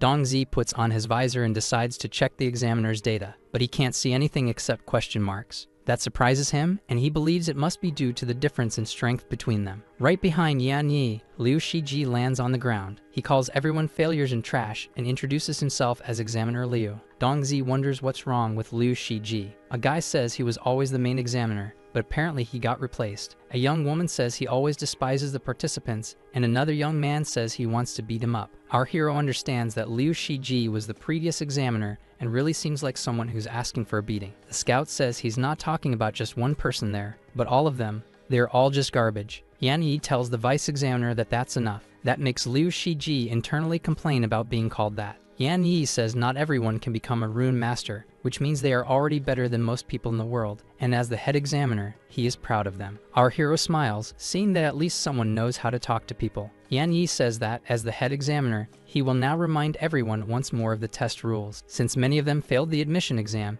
it means most of them have little talent. But on the path to becoming a rune master, hard work is more important than talent. The union conducts this test to give those who work hard another chance. If they want to prove themselves, they must be brave and accept putting their lives at risk. Even though the badge can protect them, many participants have already lost their lives on that island, so everyone must be smart and careful. When the test starts, everyone will be dropped from a ship into a random spot on the island. They are not allowed to bring anything beyond the permitted items like food and water, as they'll need to find those themselves. Lightning is common, and the safe zones will shrink, so it's best not to stay in one place for the full 3 days, and be careful of entering the lightning zones. On the island, participants can eliminate other contestants or rune beasts to earn points. The final score and performance will determine whether they'll be accepted as special students. This year there are many participants, but very few will pass, and not all available spots will be filled. This shows how difficult the test is, and it's their last chance. And finally, Yan Yi wishes everyone good luck and hopes they receive a recruitment offer from the universities. With that, the examiner ascends into the sky with wings made of rune energy. Dongzi knows that's an ability only those ranked B and above can learn. Rune wings, which allows someone to fly freely through the skies like a bird. Liu Shiji says the test allows only 5 people per team, so those who decided to go solo can go straight to the cargo ship. Those without teams or who want to form one must go to the registration area, where his subordinates are working. Our hero knows that if he ends up finding a team only after reaching the island, he'll be at a disadvantage and become a target, so it's better to find a team now, just like Red Fox suggested. A man asks the participant's name, and he responds, Gao Tongkai, who is then told to fill out the form and wait nearby. Someone asks a girl if she wants to form a team with him. A chubby guy says he's really strong and can take a lot of hits. The girl says someone like him will just be a target on the island and tells him to stay away from her. That leaves the guy upset, but he quickly turns to Dongzi and asks if he wants to form a team, which makes our hero wonder if he was the backup choice. Our hero uses the visor and notices that the guy is unbalanced. His strength and physique are twice that of a normal person, but his agility and wisdom are average. The young man tells Dongzi not to assume he's just fat. He's strong and has already taken down a rune beast with his bare hands. Our hero becomes thoughtful, realizing that Zhuang Shang can take hits and could serve as bait so he can get the opportunity to bring down targets. To some, the guy might be a burden, but to Dongzi, he's the perfect partner. Our hero replies yes, saying he was just looking for teammates and suggests they register first and then see if they can recruit 3 more members. The young man grabs Dongzi's hand tightly, crying with happiness, and thanks him, saying that someone finally accepted him into a team. Our hero introduces himself, saying he's a rune sniper from Rong City in the Qingxi district. The guy introduces himself as Zhuang Shang, a unique tank from Hang City in the Lingbi district. The girl from earlier asks if he really accepted the fat guy and if he thinks the test isn't already hard enough. But our hero has his own plans. Liu Shiji's subordinate asks if it's just the 2 of them and if no one else wants to join their team, and mockingly asks who would join that fat lump who's just dead weight. That makes Zhuang Shang furious, but our hero tells him to stay calm. People say that guy always insults participants and only does it because he got into university through the entrance exam and is the vice examiner's subordinate. and that's why he hates them. The man thinks they're all failures who don't deserve the same treatment as those who pass through the exam. He tells them not to write their names together. He points out a mistake Zhuangxiang made and tells him to rewrite the form. Dongzi realizes this is on purpose and that it won't leave enough time for others, which will force everyone behind them to fight solo. The man slaps the young man in the face, asking if he didn't understand what he was told and told him to change it. That makes Zhuangxiang truly furious, but Dongzi puts a hand on his shoulder and says it's not worth it. That makes the guy think that he thought our hero was clever, but now he's starting to think he's a coward and that he was wrong about him. The vice examiner's subordinate says he's going to take a break and that they should find him after filling out the forms. Our hero notices some large containers on the ground and believes that will be enough for now. The man loves seeing them angry and too afraid to retaliate, but Dongzi literally leaps at him with the container, startling him, and shoves the guy inside the bin. Zhuangxiang realizes our hero was just waiting for the right chance. Dongzi shouts that now they can hit him. The crowd cheers, and the chubby guy says he's going to beat him so bad he'll look like a pig. Others rush in wanting to kick and hit the man too. In the end, everyone gangs up on the guy, until the container goes flying through the air. The man yells, asking how they dare hit him, and says he's going to disqualify all of them. Someone shouts that Yan Yi has arrived. That makes the man complain that the participants attacked him, but the chief examiner asks if he has any evidence of that. The man replies that the security cameras recorded everything. Everyone there pretends to know nothing. The examiner says that there's also footage of him bullying the participants, but the man claims it was all a misunderstanding. Yan Yi says it's not like that at all and transfers him to the background group, where many tasks are waiting for him to do there. The head examiner turns to Dongzi, who realizes that this rune master knows everything he's done. Yan Yi wanted to offer encouragement to the participants who were left without a team, but he never expected to find such an interesting individual. The examiner places his hand on our hero's shoulder and praises him, saying he's calm and clever,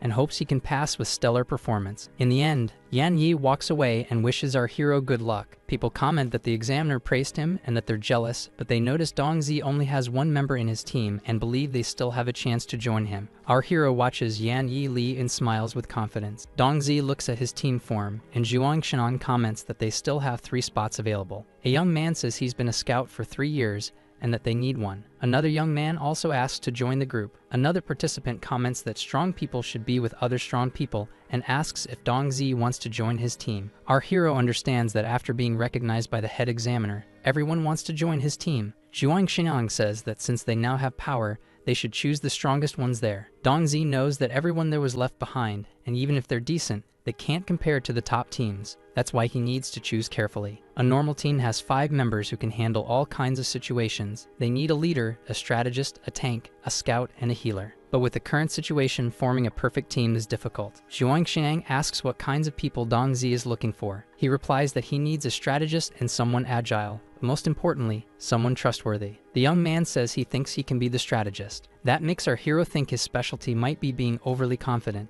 At that moment, Dongzi notices someone, leaving Zhuangxiang confused. Our hero wonders who that young man is. The system identifies him, which makes Dongzi smile. Seeing that his attributes are average but his wisdom is high, exactly the kind of person he was looking for. Dongzi asks Zhuangxiang to follow him. The young man touches the metal case on the other guy's back and asks what's inside that huge box. He replies that they're weapons that can take lives. That leaves the chubby competitor speechless. Our hero asks if he needs teammates, and Zhuangxiang wonders if he can tell them what his profession is. The young man introduces himself as Tang Yu, rank F, and says he's a mechanic. Zhuangxiang says there's a saying that elites look down on normals, melee fighters look down on ranged ones, and all rune masters look down on mechanics. Our hero knows that, unlike rune weapon builders, mechanics use runes to create mechanical weapons like hidden devices that even regular people can use. He believes Tang Yu is different because, unlike rune masters, he chose to make humanity stronger. Dongzi says he wants him on the team. Zhuangxiang asks if he's lost his mind, and says there are stronger participants who want to join them, and that guy has a profession without any combat skills. Our hero asks if he knows who created the barrier that protects the cities and the rune cannons on the wall. The chubby one answers that it was the mechanics. Dongzi says they themselves aren't strong, but the weapons they can create are better than normal ones, and the test doesn't allow mechanical weapons to be brought in, but mechanics can. Bringing Tang Yu is like having a mobile weapons warehouse, and since they're all rank F, the strongest monster should be rank E, and he believes that the young man and his weapons will be useful. Zhuangxiang says that since Dongzi is the leader, he'll trust his judgment. Our hero hands the form to the mechanic and says he wants him on his team. Tang Yu tells him not to regret it later, and he writes his name on the form. Dongzi says that now they're teammates. They'll enjoy the benefits and face the dangers together. Tang Yu shakes our hero's hand, agreeing with him. Zhuang Shenang gets excited and says there are still 2 spots left on the team. Everyone starts shouting that they want to join and beg to be chosen. The chubby one says they can only pick 2 more, but the participants keep asking to be picked and say they're good fighters. Zhuang Shenang comments that those who were selected don't really seem that strong. Our hero replies that they fit perfectly into the remaining positions on the team. Zhang Qi, a rank F rune swordsman, and Cheng Lulu, a rank F rune shooter. Dong Zi knows the 2 know each other and came from the same city, not to mention their skills are among the best of the participants, and he says he's confident in their team and hopes they can trust each other inside Tempest Thunder Island, and that they'll be able to rely on one another when facing any challenge ahead. They all put their hands together in the center of the group and say they're going to make it. In a large city, already morning, someone lands a heavy punch against a sandbag. Tang Yin hears on TV that the Tempest Thunder trial will take place on the same day as this year's entrance exam, with nearly 3,000 participants. On screen appears our hero while the host says that the top universities are involved in the special recruitment, including Jidao University and Kaiyao. The girl believes someone she knows is also participating in this year's test, and that he's a very stubborn guy. She remembers that her uncle was furious because he gave up on the entrance exam to participate in the trial and show everyone the capabilities of a mechanic. The presenter goes on to say that they'll have to wait and see how many underdogs will rise. Tang Yin wonders if that's Dong Zi, and if he's also participating in the test. She had forgotten that our hero couldn't attend the awakening ceremony, and if he wants to enter a university, he needs to pass that test. Tang Yin wonders if her cousin and Dong Zi are on the same team and thinks this is going to be interesting. She wishes our hero good luck. From the cargo ship, the examiner asks everyone to board according to the number they were given. The test will last 3 days and will begin as soon as they leave the ship. Zhuang Xinan points out that that's their vehicle and tells them to get in. All the ships take off at the same time. Inside them, the participants wait, seated in their places. A team stares at our hero's group. It creates a tense atmosphere until one of them says the fat guy should jump last. Zhuang Xiang asks why he said that. The boy replies that way they'll be able to eliminate him and get a few points, which makes another boy start laughing. That makes the chubby one nervous, but Tang Yu slams a metal box on the floor, drawing the attention of those 2 boys, and asks why they don't all jump together since his RPG is eager for action. Zhang Qi questions why he brought such heavy weaponry, and whether it's against the rules. Tang Yu replies that he's a mechanic and those weapons are his own inventions, so he has permission to bring them. The 2 boys from the other team get scared by that. Zhuang Xiang says Tang Yu is trustworthy and that he'll punch anyone who says mechanics are weak. Dong Zi asks if he can say what's in his weapon crate. The young man starts listing: a machine gun, cannon, self-destruct drone. This excites the chubby one, saying they're definitely going to take first place. The ships fly into the lightning storm. Cheng Lulu is scared, but her friend tells her not to be afraid because the thunder won't hurt them. Dong Zi knows that island was once a lively place, but a few years ago several rune beasts emerged, forcing everyone to abandon it. The wormholes disrupted the local magnetic field, creating constant lightning storms, isolating the monsters, which range from rank F to a maximum of rank E. The radio announces that they've entered the island's airspace and asks everyone to grab their parachutes and prepare to jump. Zhuang Shenang is confused and asks what they mean by parachutes and jumping. He looks ahead, becoming curious as he notices the 2 boys are tense, and asks why they're like that. But his question is interrupted as the hatch suddenly opens, throwing those boys out, and upon seeing that, Zhuang Xiang becomes terrified, and says he just realized he's afraid of heights. After that, the cargo compartment opens and he's launched with the group, screaming that he curses them all to eat instant noodles without the flavor packet. Our hero notices that no one dares to attack in the middle of the fall. Cheng Lulu is still frightened by everything, but she gathers the courage to open her eyes, and upon seeing the place, she comments that it's very beautiful. Dong Zi knows that the island's port is close to the sea, but even that can't compare to the view of Tempest Thunder Island. Zhang Qi calls out to our hero and asks where they should land. Dong Zi looks down and decides that everyone will land on the bridge. Tang Yu notices that the island is divided into 2 parts connected by the bridge, and if they can protect it, they'll have an advantage during the test. That makes him realize our hero is smarter than he thought. Something quickly flies past Dong Zi, leaving feathers behind. He shouts for everyone to be careful because it's a rune beast. The rune bird charges at Cheng Lulu. Zhang Qi gets worried and yells for his friend, making her turn and see the monster approaching to grab her. The creature grabs her parachute, making her scream in fear. Dong Zi tells her to hold on while pulling out his rune rifle. He breathes, aims at the creature, and only then fires the weapon. taking down the rune beast with a precise shot. With the monster defeated, Jong Ki comments that it was an amazing shot, and Chang Lulu thanks him. However, the girl's friend notices her parachute was damaged by the rune beast's claws and warns her about it. She looks back and is shocked by the state of the parachute. Our hero asks if Zhuang Shang can reach her, but he replies that they're too far and he won't make it. Dongzi asks if Tang Yu has any ideas. He replies that everyone should listen to him and stack themselves on top of each other. He's going to give them a boost, and the other two need to do the same and push the last person toward Chang Lulu with maximum speed.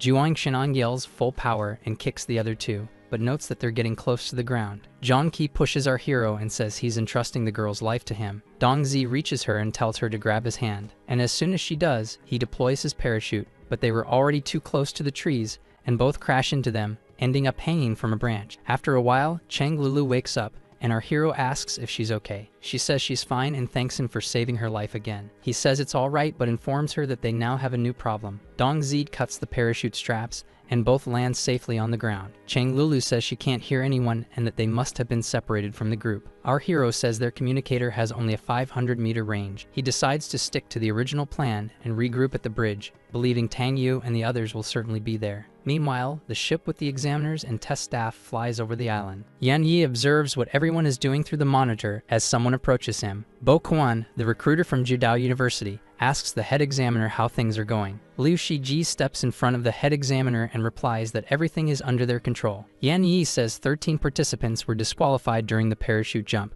That makes the vice examiner say they're all a bunch of trash and failures, and he asks what more could be expected of them. Someone questions if he knows why he's not the head examiner this year. Sai Q, the recruiter from Qiyao University, says it's because of his attitude of always looking down on others, and that's why everyone despises him. Our video ends here. If you enjoyed it, please like and subscribe to the channel. Until next time, bye bye.